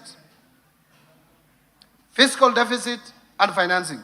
Mr. Speaker, the resultant fiscal deficit, including grants, is projected at 1,146.2 billion, equivalent to 5.5% of GDP. The fiscal deficit will be financed by net external borrowing of 116.2 billion, equivalent to 0.6% of GDP, and net domestic borrowing of 1,030 billion, which is equivalent to 4.9% of GDP. Public debt management. That leads us to discussion on public debt management. Mr. Speaker, debt is a tool for development, but only when managed prudently and sustainably.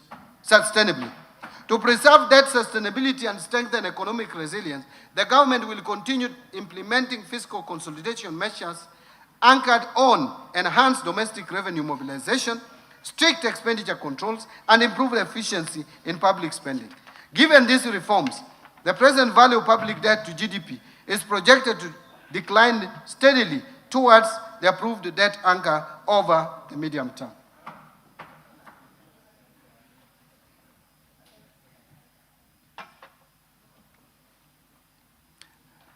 Mr. Speaker, in pursuit of the strategic objective of strengthening debt portfolio diversification, the National Treasury is actively advancing a range of innovative financing instruments. These initiatives are designed to broaden the investor base, optimize the cost risk profile of public debt, and enhance overall resilience in debt management. In this regard, the government is considering thematic and liability management instruments such as debt for food swaps and debt for development swaps. These instruments provide an opportunity to convert external debt obligations into targeted investments that directly support national priorities, including food security, sustainable development, and social infrastructure, while simultaneously easing debt service pressures and reinforcing fiscal sustainability. Mr. Speaker, further to this, the government is also evaluating opportunities to access new and diversified international capital markets. This includes the potential issuance of samurai bonds in the Japanese market, and a lot of progress has been made in this area, and panda bonds in the Chinese domestic market. By tapping into these markets, the government stands to benefit from deep and diversified pools of capital, secure potentially competitive financing terms, and promote currency diversification within the debt portfolio, thereby reducing reliance on traditional funding sources. Mr. Speaker, complementing these efforts and in recognition of the growing global demand for ethical and faith-based financing, the government is considering the introduction of sukuk instruments. These Sharia-compliant securities, which are structured on asset-backed or asset-based principles, will enable the government to access liquidity from Islamic finance markets. This will not only expand the investor base to include investors with Sharia compliance mandate, but also promote financial inclusion and contribute to the deepening of domestic and international capital markets. Collectively, these initiatives underscore a forward-looking and proactive approach to public debt management, one that emphasizes innovation, prudent risk management, and alignment with both domestic development priorities and evolving global financing trends. Mr. Speaker, to further strengthen transparency, coordination, and efficiency in the implementation of externally funded projects, the National Treasury has spearheaded the development of the Development Project Management Information System. This innovative digital platform will serve as a centralized repository for real-time tracking of project implementation, monitoring of disbursement, and alignment of outcomes with national development priorities. By enhancing project oversight and accountability, this system represents a significant step towards ensuring that externally mobilized resources are utilized effectively and that every shilling delivers value for money and tangible impact for our citizens. Let me now talk about public-private partnership framework. Mr. Speaker, the scale of Kenya's development ambitions demands that we leverage not only public resources, but also the capital, innovation, and expertise of the private sector. Public-private partnerships have therefore become a central pillar of our development financing strategy. Beyond mobilizing additional resources, public-private partnerships enable the government to harness private sector innovation, technical expertise, operational efficiency, and risk-sharing arrangements that enhance project delivery while preserving fiscal sustainability. Mr. Speaker, the government continues to strengthen the public-private partnerships program as a key instrument for delivering strategic investments under the bottom-up economic transformation agenda. In this financial year, we have so far mobilized approximately 96 billion private capital investment in PPPs. This being the CRBC/NSSF investment for the Rironi Gilgil, which is A8, and Nairobi Maimahiu Naivasha A8 South, sections of the Nairobi Nakuru Mau Summit Highway. Building on this momentum, the government targets to mobilize at least 70 billion through PPP investments in the financial year 26-27 across the energy, transport, water, housing, health, and digital infrastructure sectors. Mr. Speaker, other priority projects besides the Nairobi Nakuru Mau Summit project include the Nairobi Mombasa Expressway and the Mau Summit Eldoret Malaba Highway, which will strengthen regional connectivity and facilitate trade along the northern corridor. Mr. Speaker, in ports and logistics, the government is leveraging private sector capital and expertise for the development of container terminals, cargo berths, inland container depots, and special economic zones in Mombasa, Lamu, Nairobi, and Naivasha, strengthening Kenya's position as the region's leading trade and logistics hub. Mr. Speaker, in the energy sector, priority investment include the High Grand Falls hydropower project, expected to generate 700 megawatts, and the Karura hydropower project, expected to generate an additional 90 megawatts. Together, these projects will add approximately 790 megawatts of clean and reliable power to support industrialization, digital transformation, and emerging technologies. These investments will be complemented by strategic transmission infrastructure projects to strengthen and expand the national grid. Mr. Speaker, in the water sector, the government is advancing key dam projects, including Radat Dam, Barsalinga Dam, Lowat Dam, and Soin Koru Dam, which will enhance water security, irrigation, food production, and climate resilience in some of the country's most water-stressed regions. Mr. Speaker, in the ICT sector, the Kenya National Data Center, PPP, and the Konza Data Center project will strengthen Kenya's digital infrastructure, support data sovereignty, and position the country as a leading digital and innovation hub in the East African region. Mr. Speaker, together these projects represent investment valued at over $10 billion and will support economic growth, improve service delivery, create jobs, and strengthen Kenya's productive capacity. Mr. Speaker, to accelerate project origination and preparation, the National Treasury has established a framework for rapid results initiative, bringing together ministries, departments, and agencies to identify, develop, and fast-track investment opportunities in priority beta sectors. Mr. Speaker, the National Treasury is also at the tail end of finalizing all the required PPP regulations and guidelines to fully operationalize the PPP Act.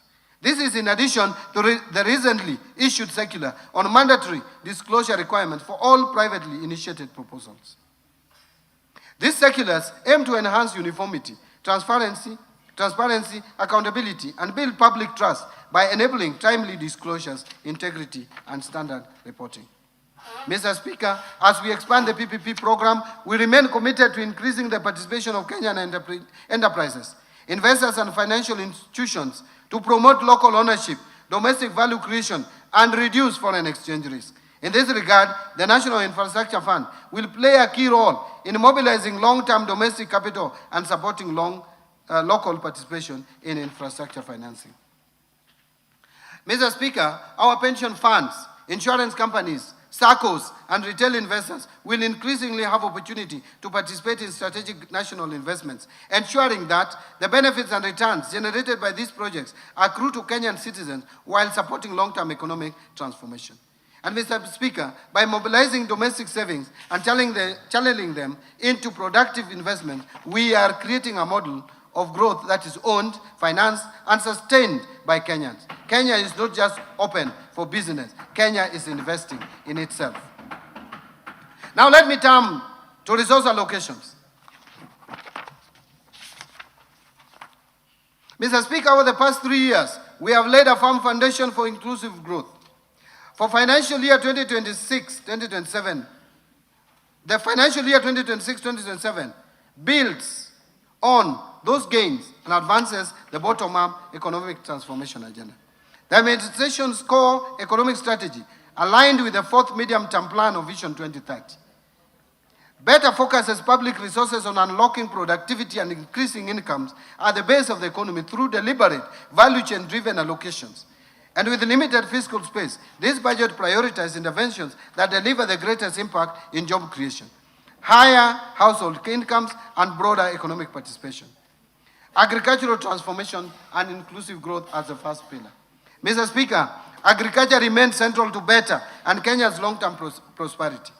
It supports more than 2/3 of Kenyan households and generates significant employment multiplier effects, especially among groups historically excluded from modern economic opportunities. Strengthening agriculture is therefore essential food and nutrition security, enhancing resilience, and promoting a shared prosperity. Mr. Speaker, to accelerate agriculture transformation, I propose, and bearing in mind that agriculture is largely devolved, but I propose a targeted allocation of 64 billion across priority programs that boost productivity, value addition, and resilience. Key investments include 18 billion for fertilizer subsidy program, 2 billion for seed subsidy program, 1 billion for coffee seedlings program to lower input costs for smallholders, 4.7 billion for the National Agricultural Value Chain Development Project to advance processing and market linkages. Further, I propose 5.4 billion for the Food System Resilience Project and 1.6 billion for the Resilience for Food and Nutrition Security Program to enhance adaptive livelihoods, diversify income sources, and reduce vulnerability to climate shocks. Mr. Speaker, recognizing the economic potential of pastoral and livestock systems, I propose 3.3 billion for de-risking, inclusion, and value enhancement of pastoral economies program, 1.3 billion for Kenya Livestock Commercialization Program, and 400 million for the Livestock Value Chain Support Project.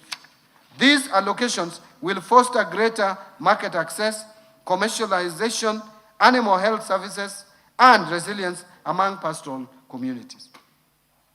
Mr. Speaker, the blue economy offers meaningful opportunity for coastal and lakeside communities.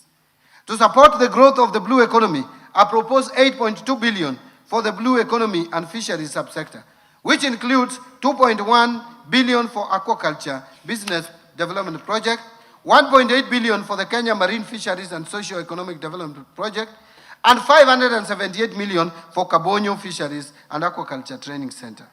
These investments will expand sustainable aquaculture, uplift fisher folks' incomes, and create jobs in value addition and logistics. Mr. Speaker, addressing historical land inequalities remains a priority for this government. To promote equitable access and ensure sustainable land management, I am proposing 9.4 billion for settlement of the landless. Of this amount, 5 billion is for the landless in the coast region. 892 million for the processing and registration of title deeds, and 388 million will go towards digitization of land registries to secure tenure, reduce disputes, and unlock productive land use. Now let me turn to the second pillar, that is transforming the micro, small, and medium enterprises economy. Mr. Speaker, MSMEs are the backbone of our economy. They account for 98% of businesses, provide approximately 14.9 million jobs, and contribute about 40% to our GDP. They span informal home-based enterprises, artisans, mechanics, tailors, carpenters, fabricators, and medium-sized firms. Nurturing this sector is essential for broad-based job creation and inclusive growth. Mr. Speaker, lack of affordable credit remains a major constraint for MSMEs and households at the bottom of the pyramid. To address this, I propose 550 million for the Center for Entrepreneurship Project to strengthen incubation, skills, and business development services, and 1.1 billion for Rural Kenya Financial Inclusion Facility to expand credit access and financial services to underserved communities. Housing and settlement as the third pillar. Mr. Speaker, decent housing underpins social stability and economic productivity.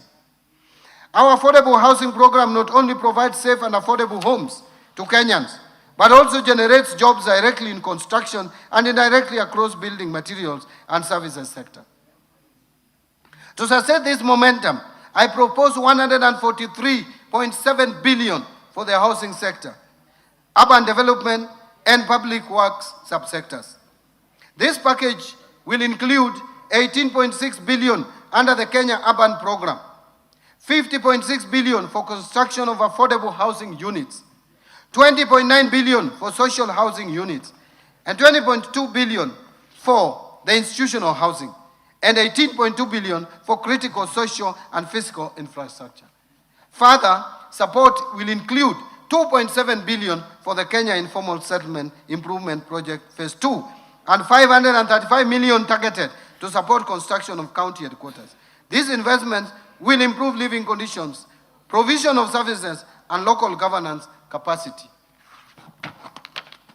Mr. Speaker, to protect livelihoods or lives and property through compliance with building codes and standards, I propose 2.4 billion for the regulation and development of the construction industry, thus reinforcing safety, quality, and accountability across the sector.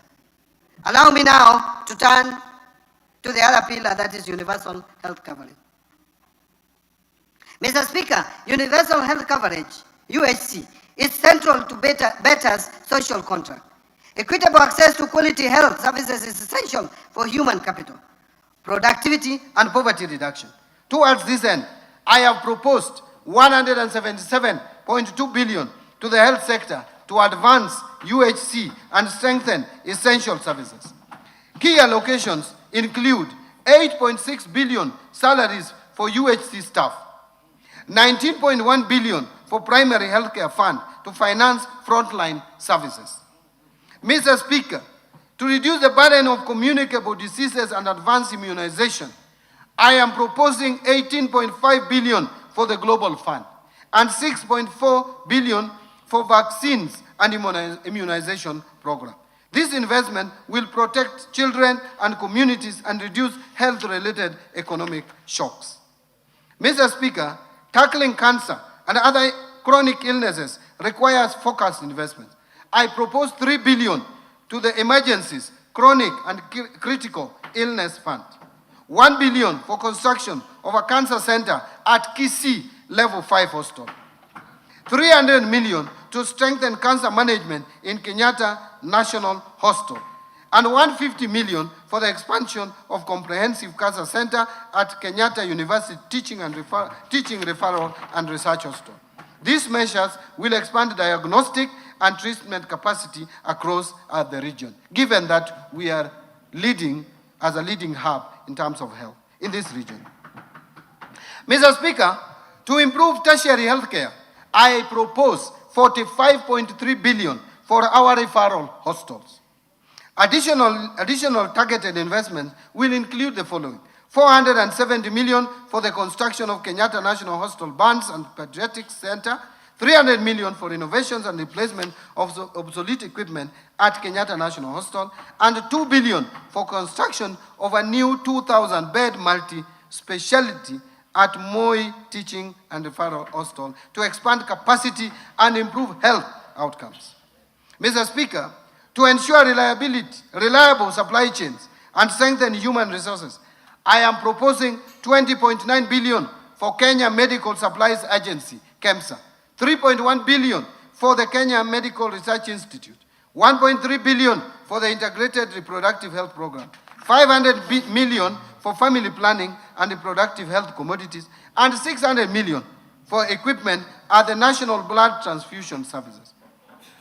Mr. Speaker, as a country, we value the services offered by our health workers. To build workforce capacity, I propose 9.3 billion for medical interns, 10.9 billion for the Kenya Medical Training College, and 3.2 billion and 396 million for stipend and medical insurance for community health promoters, respectively. Under digital superhighway and creative economy, Mr. Speaker, digital transformation is a strategic enabler for competitiveness in the fourth industrial revolution. Digital connectivity and literacy are essential for education, healthcare, finance, markets, public services, and emerging digital opportunities. Mr. Speaker, Kenya's creative economy, encompassing film, music, fashion, arts, media, digital content, and design, has become a powerful engine for growth and youth empowerment. Investing in creative industries expands cultural exports and drives innovation.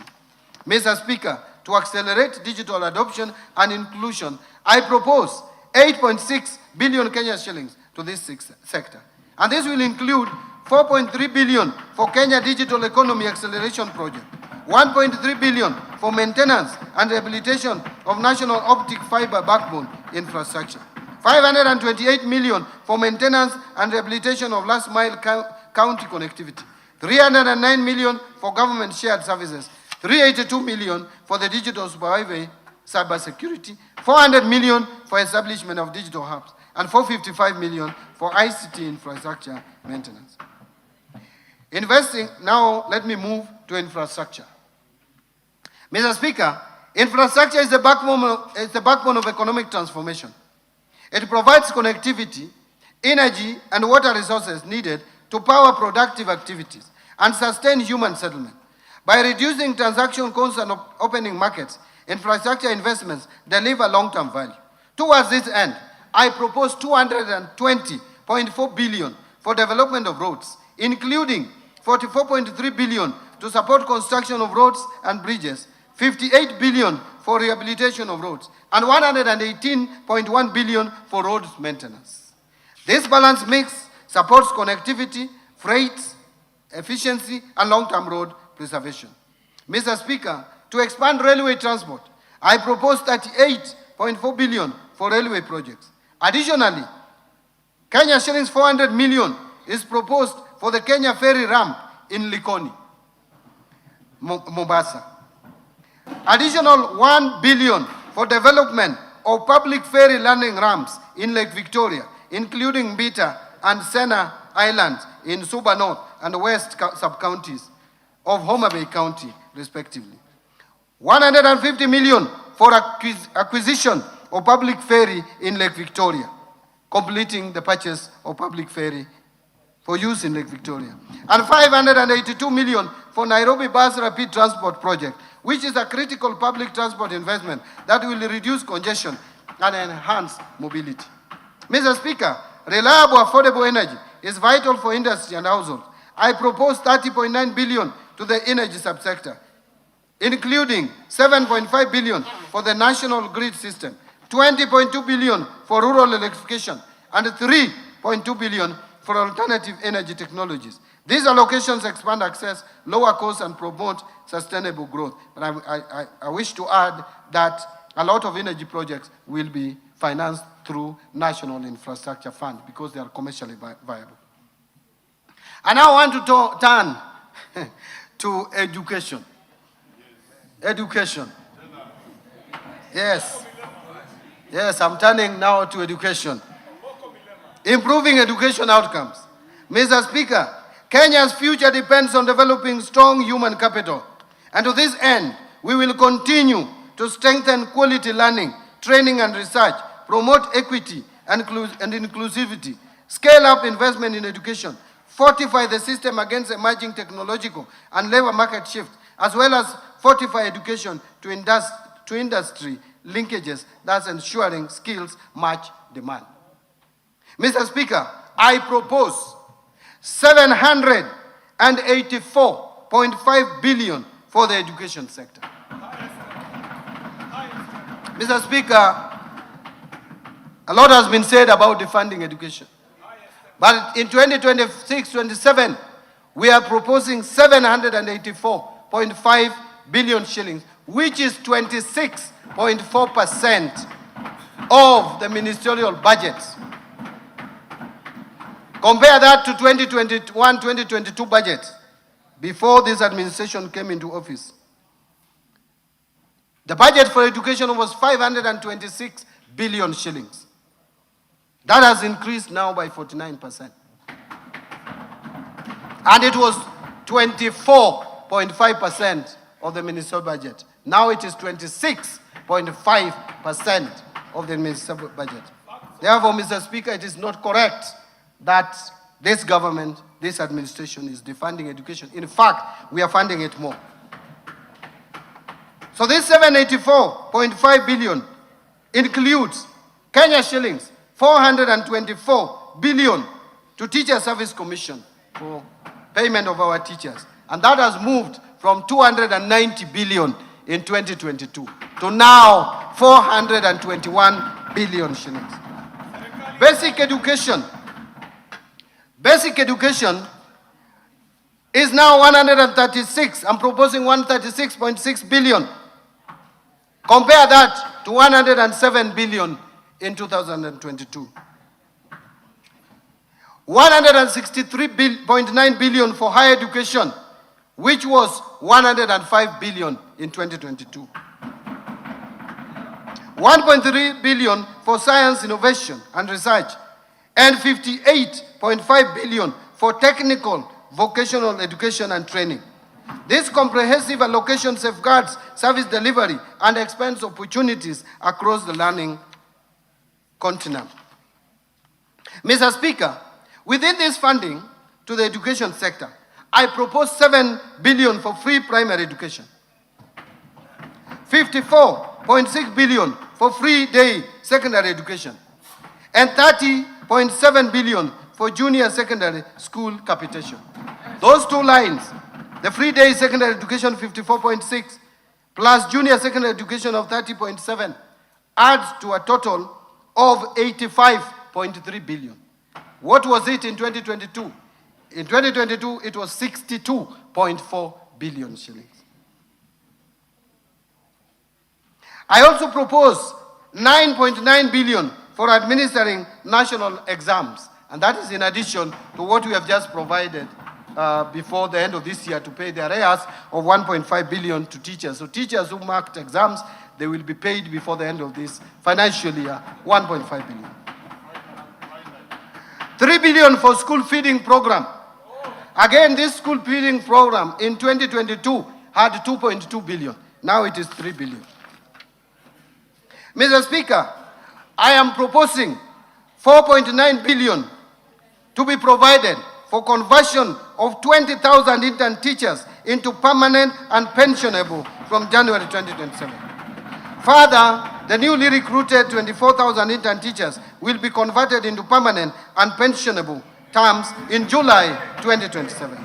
In this respect, I am proposing an allocation of 8.2 billion for intern teachers to address staffing gaps and improving learning outcomes. Mr. Speaker, this government, by the time we reach next year, we will have employed 116,000. If you put it in terms of averages, over 20,000 teachers per year. There is no any other government that has ever employed more than 10,000 teachers per year. This government is employing on average 20,000 teachers per year. Mr. Speaker, to improve learning environment and skills training, I am proposing 4.1 billion for primary and secondary school infrastructure and 2.1 billion for construction and equipping of TVET centers, 7.1 billion for the Kenya Primary Education Equity and Learning Program, and 4.7 billion for Kenya Secondary Education Quality Improvement Project.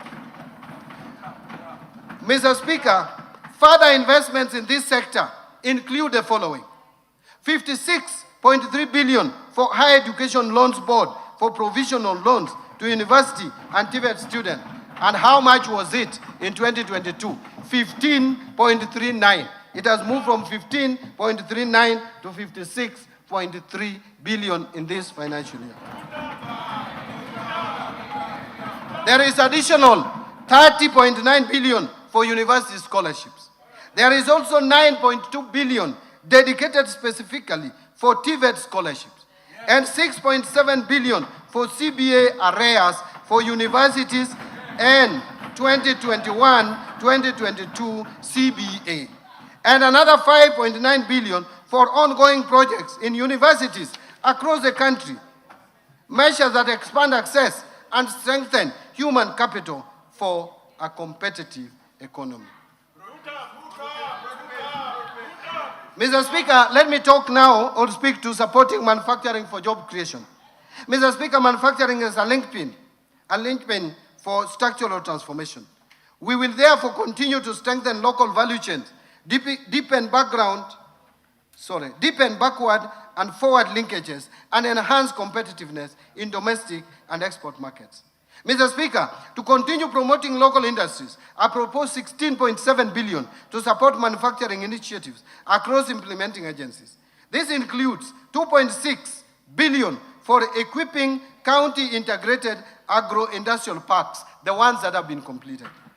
5.4 billion for supporting access to finance and enterprise recovery projects. 602 million for development of a three-river textile hub. 300 million for establishment of flagship export processing zone SAP, and 604 million for the development of special economic zone textile park in Naivasha, and 2.4 billion for Kenya jobs and economic transformation. These measures will deepen industrial clustering and create high-quality jobs. Mr. Speaker, I further propose 500 million for coffee cherry revolving fund, 2 billion for coffee debt waivers, and 2.7 billion for sugar sector reforms in order to stabilize key agricultural industrial value chains and protect livelihoods. Mr. Speaker, to prepare our youth for industry needs, I propose Kenya shillings 500 million for construction of industrial research laboratories that will foster innovation, internship, and industry academia collaboration. Now, improving security, which is of concern to all of us. Mr. Speaker, a safe and stable environment is indispensable for investment, trade, and economic growth. I therefore propose 252.1 billion for defense, 144.7 billion for the National Police Service, 64 billion for the National Intelligence Service, 63.9 billion for internal security and the national administration, and 42.6 billion for prison services. And these allocations strengthen national security and uphold the rule of law. Specific security interventions or investments include 13 billion to cater for leasing of police motor vehicles, 7 billion for police modernization program, 1 billion for construction and modernization of national forensic facilities. I have also proposed 3.9 billion for stipend to village elders for the first time, something that has been talked about for years, to enhance local administrative capacities, to appreciate. Thank you very much. Mr. Speaker, let me repeat. I have also proposed 3.9 billion for stipend to village elders to enhance local administrative capacities and to appreciate and recognize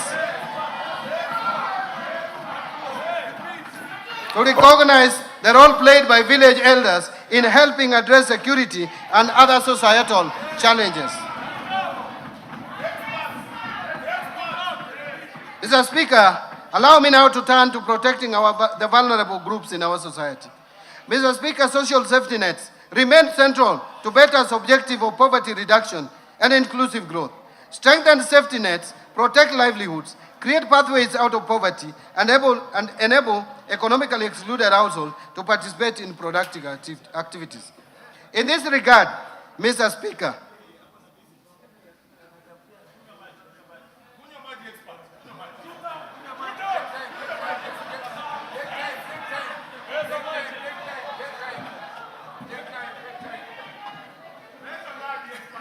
Thank you, Mr. Speaker. In this regard, I propose 41.8 billion to protect the vulnerable Kenyans, including 24.6 billion for cash transfers to the elderly persons, 8.9 billion for cash transfers to orphans and vulnerable children, and 1.5 billion for cash transfers to persons living with severe disabilities. These measures provide immediate relief and sustain basic consumption. And Mr. Speaker, the allocation also includes 4.3 billion for the Kenya Hunger Safety Net Program, 550 million for the National Fund for the Disabled of Kenya, 1.1 billion for the Child Welfare Society of Kenya, and 200 million to support autism and albinism programs in order to strengthen social protection and community support systems. Under equity, poverty reduction, women and youth empowerment. Mr. Speaker, anchored on the Kenya Young People's Agenda, we are funding key government interventions that will equip young youth with entrepreneurial and life skills, promote local and international employment, and unlock opportunities for youth-owned MSMEs. Mr. Speaker, the government will also fund initiatives that advance gender equality by promoting meaningful inclusion of women in decision-making, enhancing their economic empowerment, and in intensifying efforts to eliminate gender-based violence and harmful practices such as female genital mutilation. Mr. Speaker, to empower youth, women, and constituencies across the country, I propose 110.2 billion for targeted initiatives. This includes 12.5 billion for the National Youth Service, 4.9 billion to National Youth Opportunity Towards Advancement, that is NYOTA project, 1.6 billion for Youth Employment Support Program, and 1 billion for film development services. These investments will spur skills development, civic engagement, and growth in creative industry. Mr. Speaker, to support women and girls, I propose 402 million for the Women Enterprise Fund and 4.9 billion for the National Government Affirmative Action Fund to enhance their inclusion, dignity, and economic participation. Mr. Speaker, to promote regional equity and strengthen local development, I propose 61.8 billion for the National Government Constituency Development Fund, 10.3 billion for the Equalization Fund to finance programs in marginalized areas, and 10.5 billion for the Kenya Devolution Support Program number 2. In stimulating tourism growth, sports, culture, recreation, and arts. Mr. Speaker, sports and arts are vital for national identity, youth empowerment, and economic diversification. We will therefore promote sports at all levels, enforce international anti-doping standards, and commercial and indigenous knowledge to create livelihood opportunities. To harness national talent and promote Kenya as a regional cultural hub, I propose 45.6 billion for sports, culture, recreation, and tourism, including 25.2 billion for sports, arts and social development fund, 14.3 billion for the tourism fund, and these allocations will stimulate jobs, community development, and foreign exchange earnings. Under environment protection or environmental protection, water and natural resources, Mr. Speaker, environmental conservation, climate resilience, forest reforestation, biodiversity protection, and land restoration are central to sustainable development. Access to clean water, improved sanitation, and expanded irrigation are equally crucial for health, productivity, and agricultural growth. Towards this end, I propose an allocation of 124.8 billion for the cluster. And Mr. Speaker, to safeguard ecosystem and tackle climate risk, I propose 13.4 billion for forest resources conservation and management, 1.7 billion for forest research and development. I also propose 3.2 billion for tree growing campaign.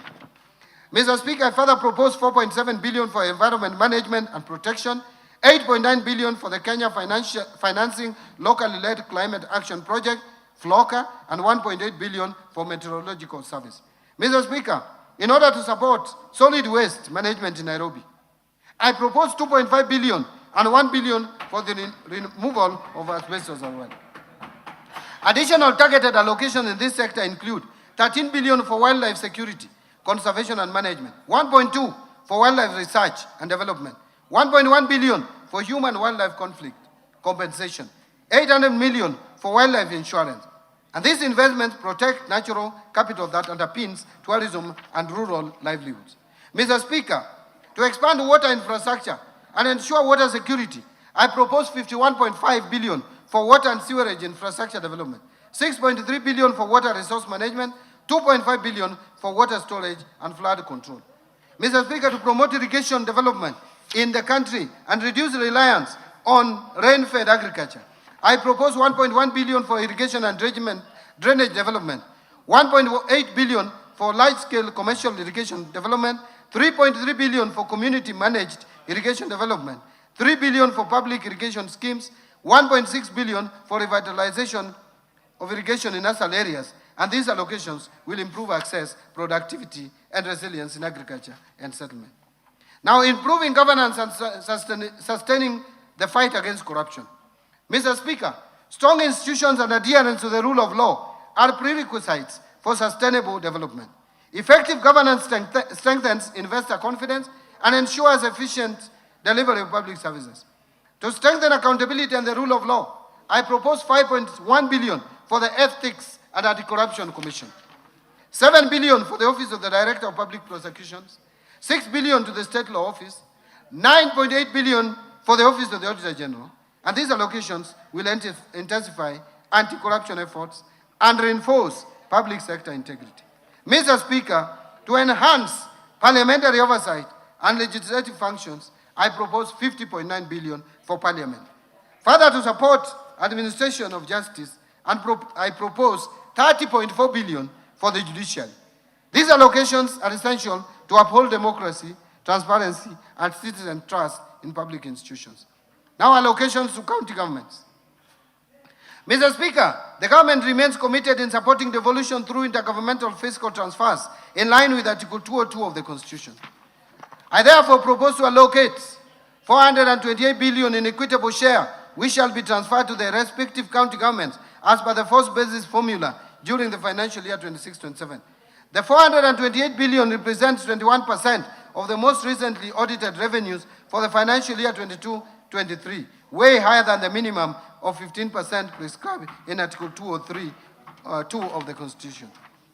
Mr. Speaker, including the additional allocation from the national government share of revenue of 16.6 billion to the proposed shareable of 428 billion, implies that the county governments will receive a total of Kenya shillings 444.6 billion, just a few billions, less than about 5 billion less than what is in the 10-point agenda. Further to this allocation, I have proposed an additional allocation of 57.4 billion from loans and grants from development partners.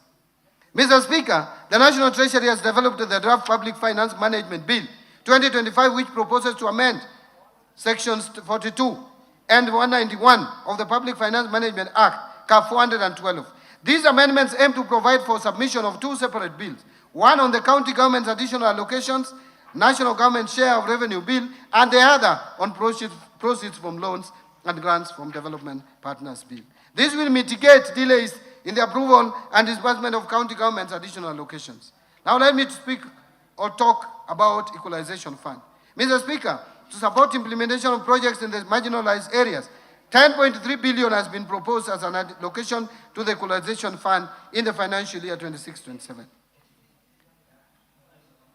Mr. Speaker, now I turn to county government pending bills.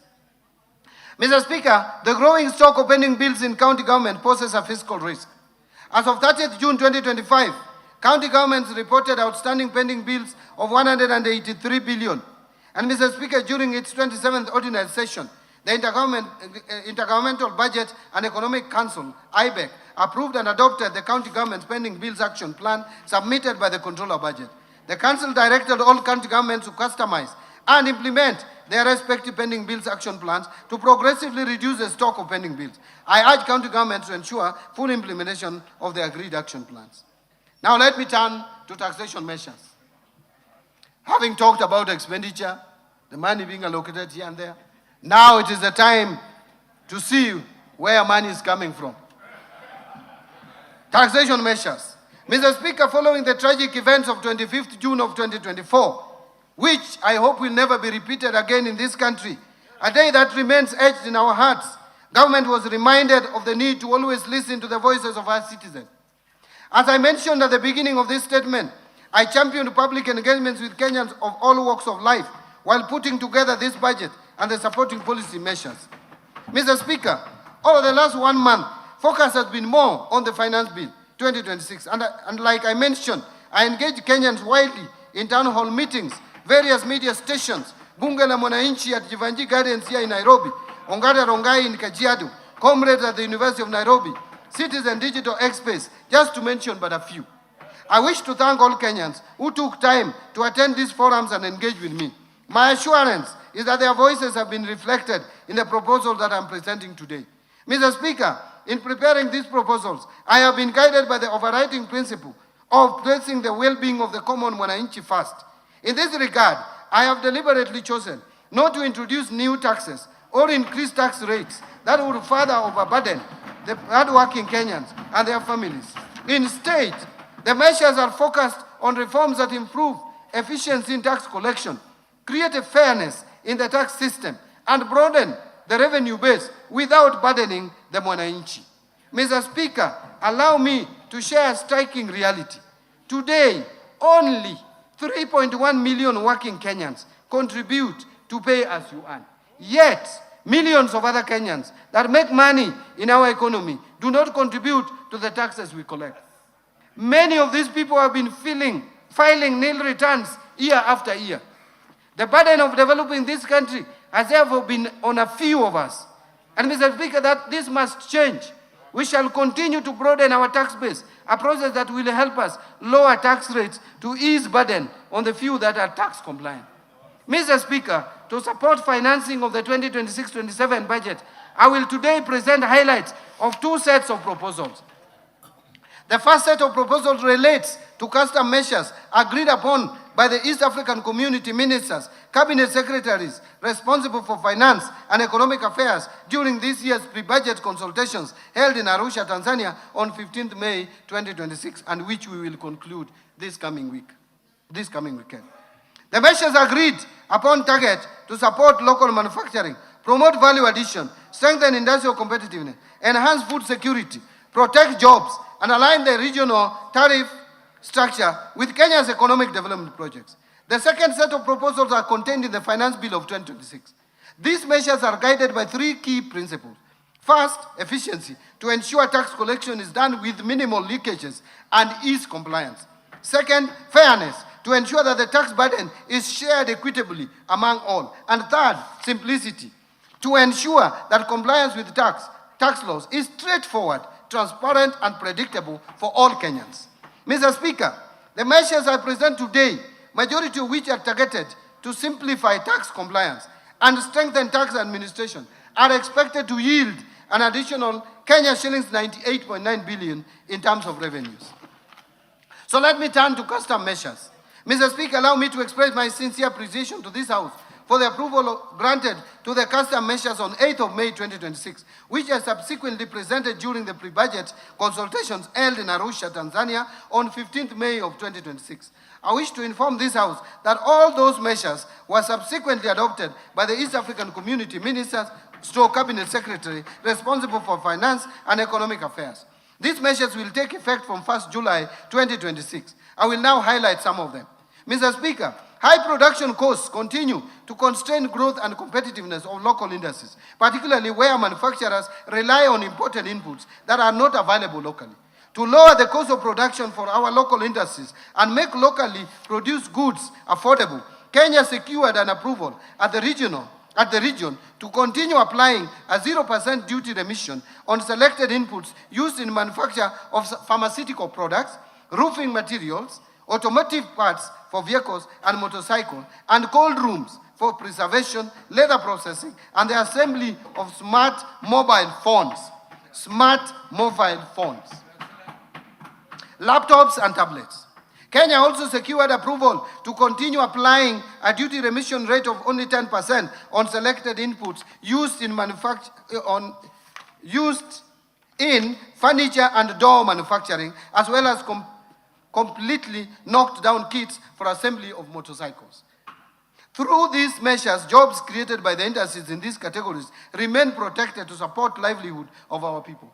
Mr. Speaker, food security is one of the pillars under the bottom-up economic transformation agenda, and therefore remains a national priority. To support affordability of food and animal feeds by Kenyans, Kenya was allowed to continue importing wheat at a duty remission rate of 10% instead of the common external tariff rate of 35%. Continue importing imports for manufacture of animal feeds. I want to repeat. Continue importing inputs for manufacture of animal feeds duty-free under the East African Community Duty Remission Scheme, and apply a 0% import duty on dates consumed by our Muslim brothers and sisters during the period of Ramadan in 2027. Kenya also secured approval to continue applying an import duty of 35% or US dollars 200 per metric ton, whichever is higher, on imported rice instead of the common external tariff rate of 75% or US dollars 345 per metric ton. Mr. Speaker, to promote value additional products locally grown by our farmers, Kenya was allowed a stay of application of East African Community common external tariff rates and apply a duty rate of 35% or equivalent specific duty rates on selected processed food products, including preserved vegetables, peas, sweet corn, tomato products, sauces, jams, edible oils, malt extract, and other prepared food products. This will cushion the local industries from imported products and make Kenyan products more competitive in the domestic market. Protect these agro-based industries, thus safeguarding income of our farmers and the local jobs created in the agro-processing value chain. Mr. Speaker, to protect local manufacturers in the textile, apparel, leather, and footwear sectors, and the many jobs in these industries, Kenya was granted an extension of a stay of application of EAC common standard tariff and apply higher duty rates ranging between 25% and 35% on imported textiles, apparel, blankets, bed linen, carpets, tarpaulins, leather products, and worn clothing, while maintaining 0% duty remission on selected inputs for leather processing. Mr. Speaker, to strengthen digital connectivity and part of the digital superhighway pillar of BETTER, the local assembly of smart devices remains a key priority. Expanding access to affordable smart telecommunication devices will enable more Kenyans participate in the digital economy and benefit from emerging opportunities in business and innovation. With this in mind, Kenya requested and was granted a 0% duty remission on inputs used in the assembly of smartphones, laptops, and tablets. Additionally, optical fiber cables and recorded software products will be imported at a higher tariff rate of 10% instead of the ESC common external tariff rate of 0%. Mr. Speaker, to lower the cost of construction materials for the delivery of affordable housing as part of better priorities, Kenya was allowed to continue applying 0% duty remission on selected inputs for the manufacture of roofing materials and related industrial products. Further, to protect local industries that manufacture steel products, aluminum products, pipes, electrical equipment, ceramic tiles, and other construction materials, Kenya was also allowed to continue applying stays of application at duty rates ranging from 25% to 35%, together with equivalent specific duty rates where applicable, to discourage under declaration of import values. Mr. Speaker, given the limited fiscal space, Kenya continues to explore alternative financing models, particularly the public-private partnership arrangements in developing infrastructure projects. With this in mind, Kenya was granted a stay of application of the common tariff and apply a 0% import duty on goods, materials, and equipment imported for use in the PPP projects. Mr. Speaker, local assembly of motor vehicles and the manufacturing of automotive parts continue to create jobs for Kenyans. In this respect, Kenya applied to protect these industries and the associated value chain. Kenya was granted a 0% duty remission on selected inputs used in the manufacture of automotive parts. Mr. Speaker, to support local manufacturing of paper and paper products, Kenya was allowed to continue applying stays of application at a rate of 35% on craft paper and paperboard, printed polybags, sacks and bags, and related packaging materials instead of the common tariff rates of 25%.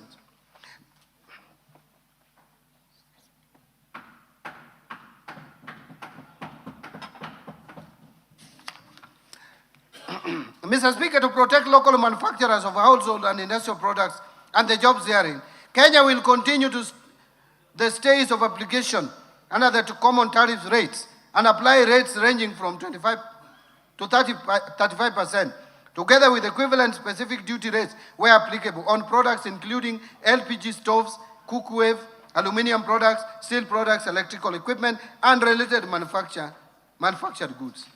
Now let me turn to the highlights of proposals in the Finance Bill.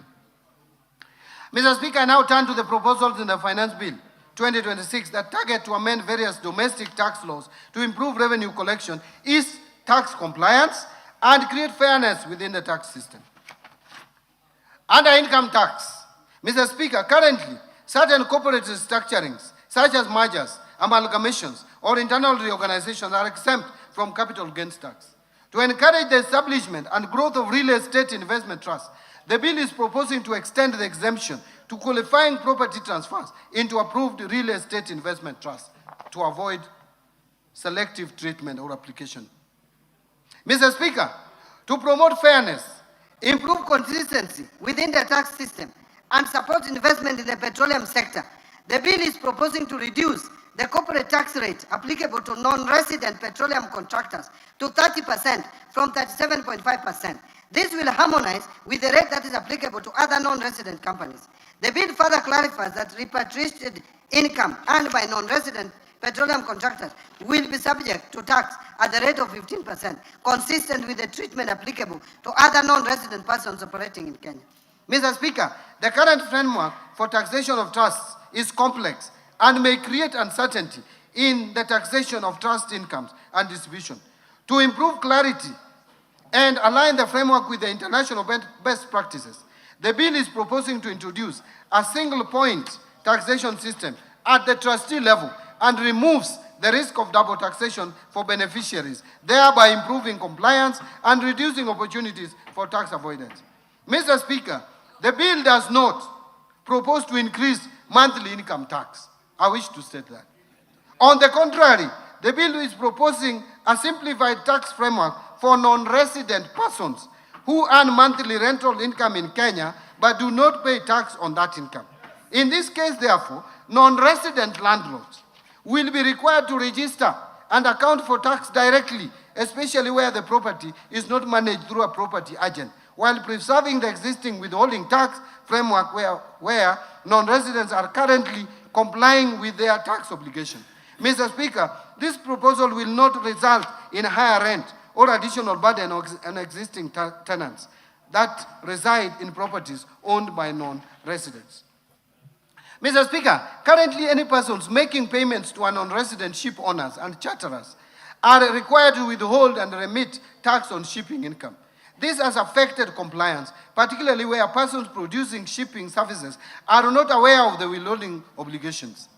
To simplify the administration of the tax and provide greater certainty in its collection, the bill is proposing to place the responsibility for payment of the tax on resident shipping agents and provide a clear timeline for remittance being within 5 days after receipt of payment or before the ship leaves the port of landing, whichever is earlier.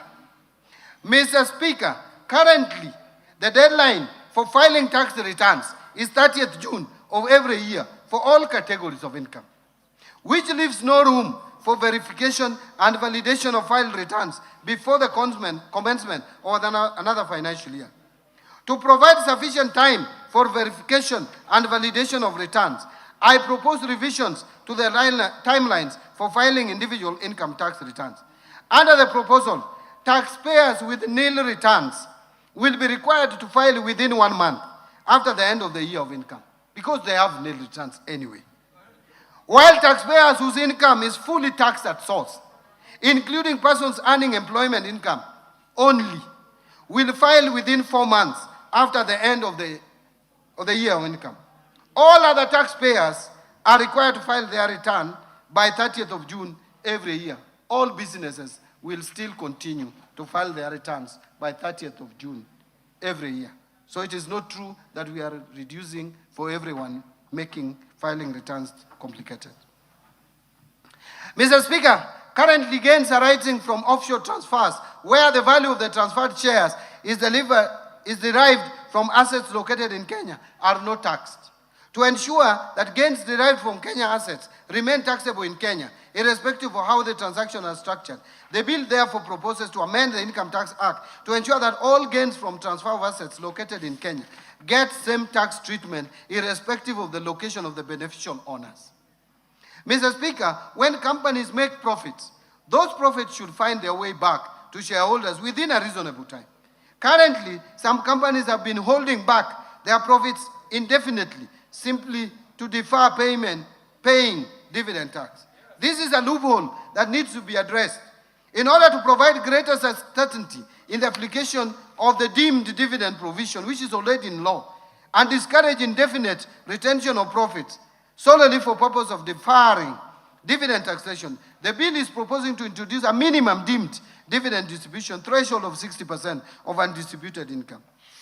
Mr. Speaker, rapid advances in technology have transformed the way businesses make payments, distribute software, and provide services across borders. However, the current Income Tax Act provisions do not clearly address the tax treatment of certain payments arising from software distribution arrangements, payment card schemes, payment processing systems, and related digital platforms. This has created uncertainty and disputes regarding the taxation of interchange fees, merchant service fees, and other payments made for access to this system. The bill therefore proposes amendments to clarify the definition of management of professional fees and royalties in order to provide a clear legal framework for taxation of such payments and reduce opportunities for revenue leakage. Mr. Speaker, gambling activities have grown significantly in recent years, particularly through digital platforms. While these are legitimate activities, winnings from gambling are income, and like any other income, they should be taxed. The bill therefore proposes to introduce withholding tax on winnings, lotteries, and prize competitions. Mr. Speaker, the scrap metal trade is a significant economic activity that supports the livelihood of many Kenyans.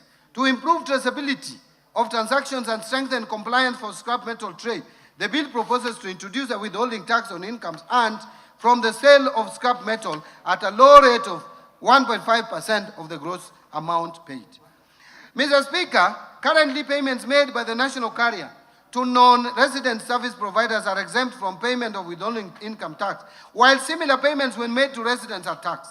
To promote fairness and ensure consistent tax treatment between resident and non-resident service providers, the bill proposes to remove the exemption from withholding tax on payments made by the national carrier to non-resident service providers. Value-added tax, VAT. Mr. Speaker, I will now turn to the proposed amendments to the value-added tax. Mr. Speaker, dialysis remains a life-sustaining treatment for many Kenyans living with kidney disease. Yet the cost of essential renal treatment equipment continues to place pressure on households and healthcare providers. The bill therefore proposes to exempt dialyzers, which is a critical life-saving component for patients experiencing kidney failure, from VAT to reduce their cost and make renal treatment affordable. Mr. Speaker, the government recognizes the important role that trade is in used clothing and footwear, commonly known as mitumba, continues to play in supporting livelihood and affordable access to clothing across the country. To simplify compliance, the bill proposes to charge VAT at the point of importation, while subsequent domestic sales of worn clothing and worn footwear will be exempt from VAT. This means that mitumba traders selling to everyday Kenyans will not be burdened with VAT obligations. Contrary to what is being said out there, we are making mitumba more and more cheap because there will be no multiple VATs. You only pay once at the point of entry. Mr. Speaker, currently passengers arriving at the ports of entry in Kenya are allowed VAT exemption on value of goods not exceeding only $300. This threshold has remained unchanged and has not kept pace with the current realities. The bill, therefore, is proposing to increase the VAT exempt threshold on value goods for passengers arriving at the ports of entry from $300 to $2,000. Mr. Speaker, the scrap metal sector plays an important role in supporting local manufacturing and recycling activities, but presents significant challenges in administration of input VAT. To simplify VAT administration within the sector, while complementing the withholding income tax framework proposed under the Income Tax Act, the bill therefore proposes to exempt scrap metal from payment of VAT. Mr. Speaker, public-private partnership continues to play an important role in the delivery of strategic infrastructure projects across the country. To reduce the cost of implementation of the project, the bill proposes a VAT exemption for goods and services imported or procured locally for use solely in the approved public-private partnership infrastructure projects. Mr. Speaker, the rapid growth of digital payment platforms has created uncertainty regarding the VAT treatment of certain payment facilitation and processing services. While these services support financial transactions, they are distinct from the underlying financial services. The bill therefore seeks to clarify that core financial services, including money transfer services such as M-Pesa, will remain exempt from VAT, while platforms that facilitate services such as merchant acquiring, payment gateway, aggregation, and settlement services will not qualify for exemption. Mr. Speaker, to promote consistency in the treatment of input VAT and support proper administration of the VAT framework, the bill is proposing to require adjustment of input VAT previously claimed where goods that were intended for taxable supplies subsequently become exempt while still in stock.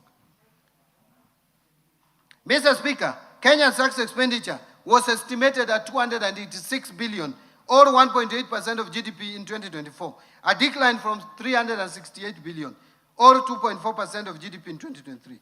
But, Mr. Speaker, to further reduce tax expenditures, I propose to rationalize some of the existing incentives, such as to remove VAT exemption on certain goods and services currently exempt, including denatured ethanol, direction finding compass, affordable housing construction inputs, tourism facility construction inputs, and aircrafts of Chapter 88, excluding parts and large aircrafts of over 2,000 kilograms.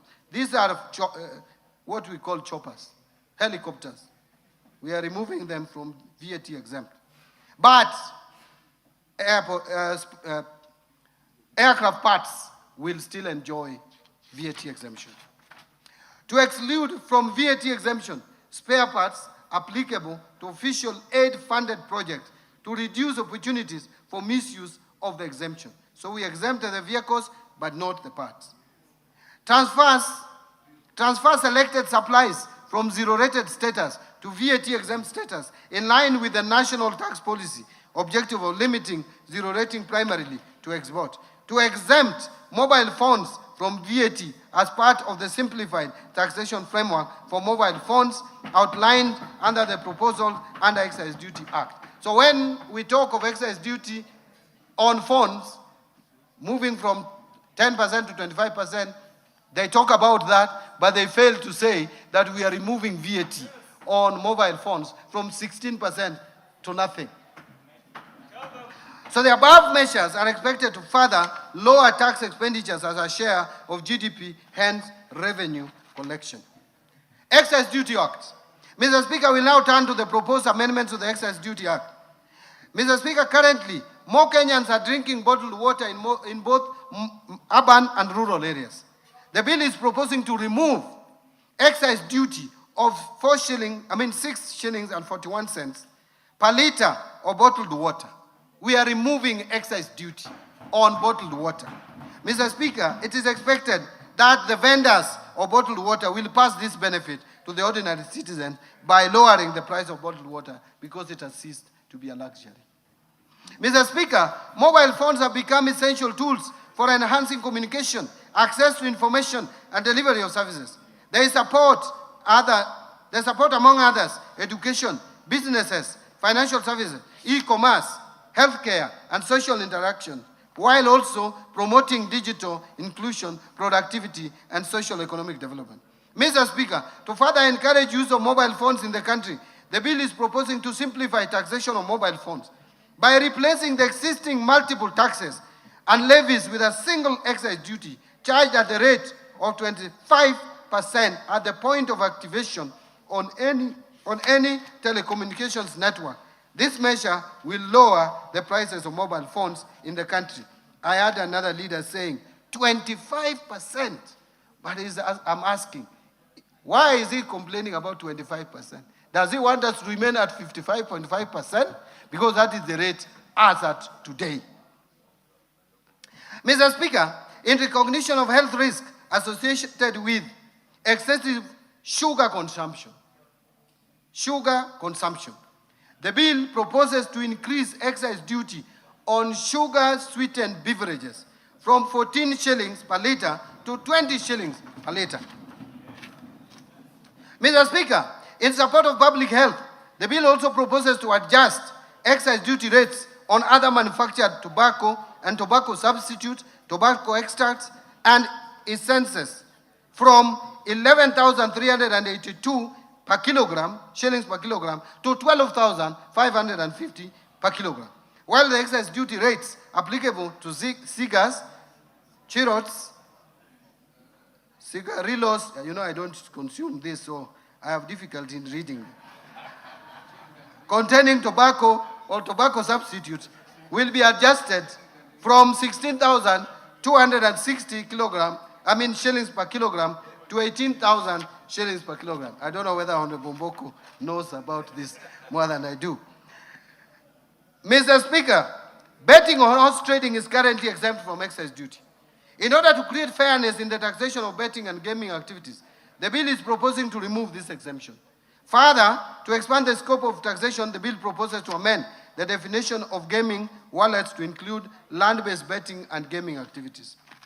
Mr. Speaker, to promote fairness and consistency in the taxation of similar products, the bill is proposing to harmonize excise duty treatment within the alcoholic beverages sector by removing the preferential excise duty rate of Kenya shillings 10 per centiliter of pure alcohol for alcoholic beverages manufactured by small independent brewers.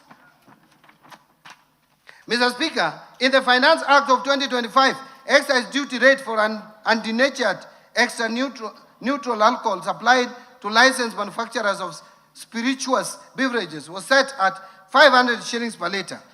To support manufacturers in this sector, the bill proposes to reduce the applicable excise duty rate to 80 shillings per litre. And in addition, the bill proposes amendment to clarify that this rate is applicable to both locally purchased and imported denatured extra neutral alcohol supplied to licensed manufacturers. Mr. Speaker, To address environmental externalities, the bill proposes to introduce excise duty on coal at the rate of 5% of the excisable value. The bill also proposes to extend excise duty on plastic articles for locally manufactured products in order to promote consistency in tax treatment. And Mr. Speaker, the bill further proposes to establish a clear excise duty taxation framework for vintage and collector vehicles. This proposal relates to vehicles whose year of first registration is at least 30 years before the date of purchase and whose value is at least 10 million shillings. Tax procedures.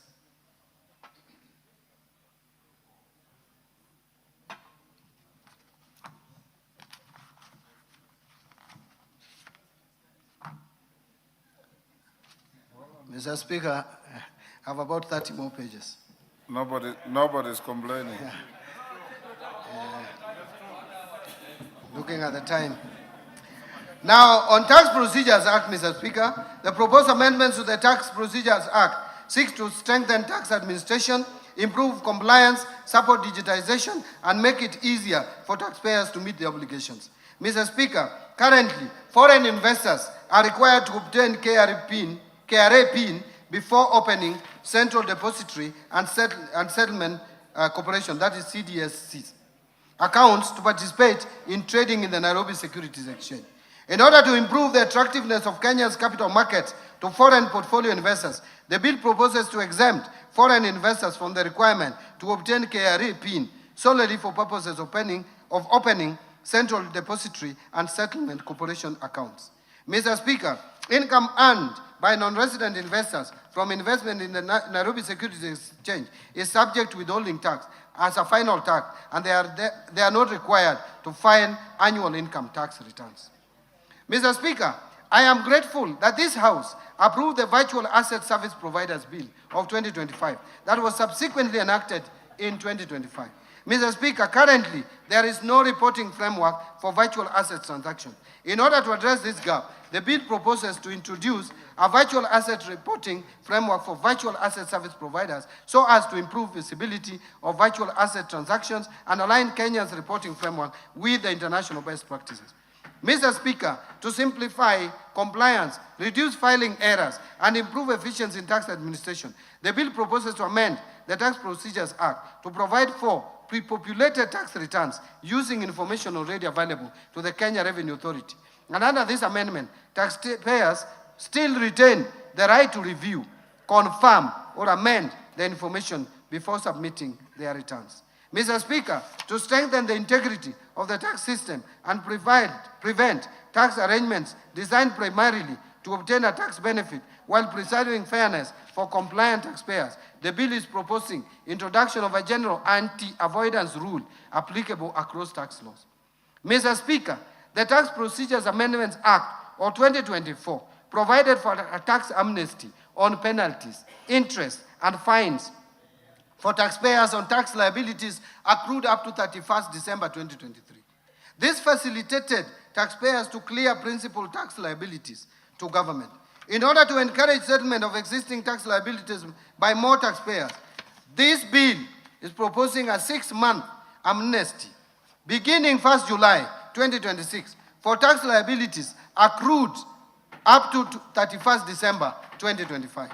Under this amnesty, taxpayers who settle the principal tax due within the amnesty period will qualify for waiver of the related penalties, interest, and fines.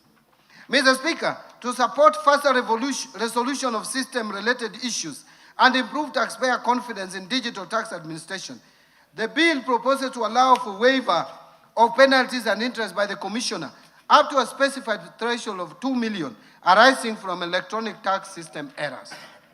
Mr. Speaker, to improve continuity of tax records and simplify compliance for reinstated entities, the bill proposes to provide for automatic reinstatement of a personal identification number where the registered company or other entity is restored to the official register. Mr. Speaker, to improve efficiency in tax administration, the bill is proposing to allow tax assessments to be issued based on information lawfully available to the Commissioner. Mr. Speaker, to further align enforcement of tax compliance, the bill is proposing to amend the Tax Procedures Act to clarify that enforcement of tax collection when a tax appeals tribunal or a court judgment on a tax dispute is in favor of the commissioner shall only be suspended where a stay order has been granted. Mr. Speaker, to lower compliance costs and simplify customs clearance procedures, the bill is proposing to remove the requirement for importers to present certificates of origin where such certificates are not necessary for purposes of claiming preferential tariff treatment. Now let me turn to Miscellaneous Fees and Levies Act. Mr. Speaker, under the Miscellaneous Fees and Levies Act, the bill proposes to rationalize the application of import declaration fee and railway development levy exemption on aircraft by limiting the exemption to aircraft parts and large aircraft used for commercial air transport. This measure is intended to better target the exemption while supporting Kenya's position as a regional hub for aircraft maintenance and aviation services. Mr. Speaker, the bill is also proposing amendments to clarify the application of customs procedures to all fees and levies imposed under the Miscellaneous Fees and Levies Act. These measures are intended to improve administration and support prudent fiscal management. Mr. Speaker, to support the growth of real estate investment trust market and development of Kenya's capital markets, the bill proposes to exempt from stamp duty transfers of beneficial interest in property into approved real estate investment trust. This measure complements the proposed amendments under the Income Tax Act on exemption of real estate investment trust from capital gains tax. Mr. Speaker, in line with the proposed simplified framework under the Excess Duty Act on mobile phones, the bill is proposing to exempt imported mobile phones from imported declaration fee and railway development levy, another benefit that is not being talked about by naysayers of the bill. Mr. Speaker, to increase resources available for road maintenance while ensuring that existing annuity obligations continue to be met, the bill proposes amendments to the Road Maintenance Levy Act to reduce the allocation to road annuity fund from 3 shillings per litre to 1.5 shillings per litre of fuel. And this reduction of 1 shilling and 50 cents per litre of fuel will be allocated to road maintenance levy funds. Mr. Speaker, let me now conclude. Mr. Speaker, as I conclude, I want to underscore that we have navigated a period of extraordinary challenge, yet the economy has held firm. Kenyans have demonstrated remarkable resilience and patience, and this government has remained steadfast in its commitment to deliver on the promises of the bottom-up economic transformation agenda at the most difficult period in the history of this country. Mr. Speaker, this budget was carefully crafted against a backdrop of limited fiscal space and competing priorities. It reflects prudent choices and disciplined fiscal management while directing resources towards programs and interventions that will have the greatest impact on the lives of ordinary Kenyans while staying firmly on course with our fiscal consolidation plan.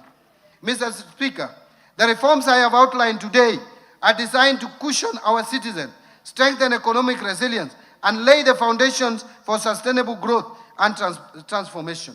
They will stimulate job creation, ease the cost of living, and accelerate economic transformation of our people, that our people deserve. Mr. Speaker, this budget is deliberate, decisive, and targeted.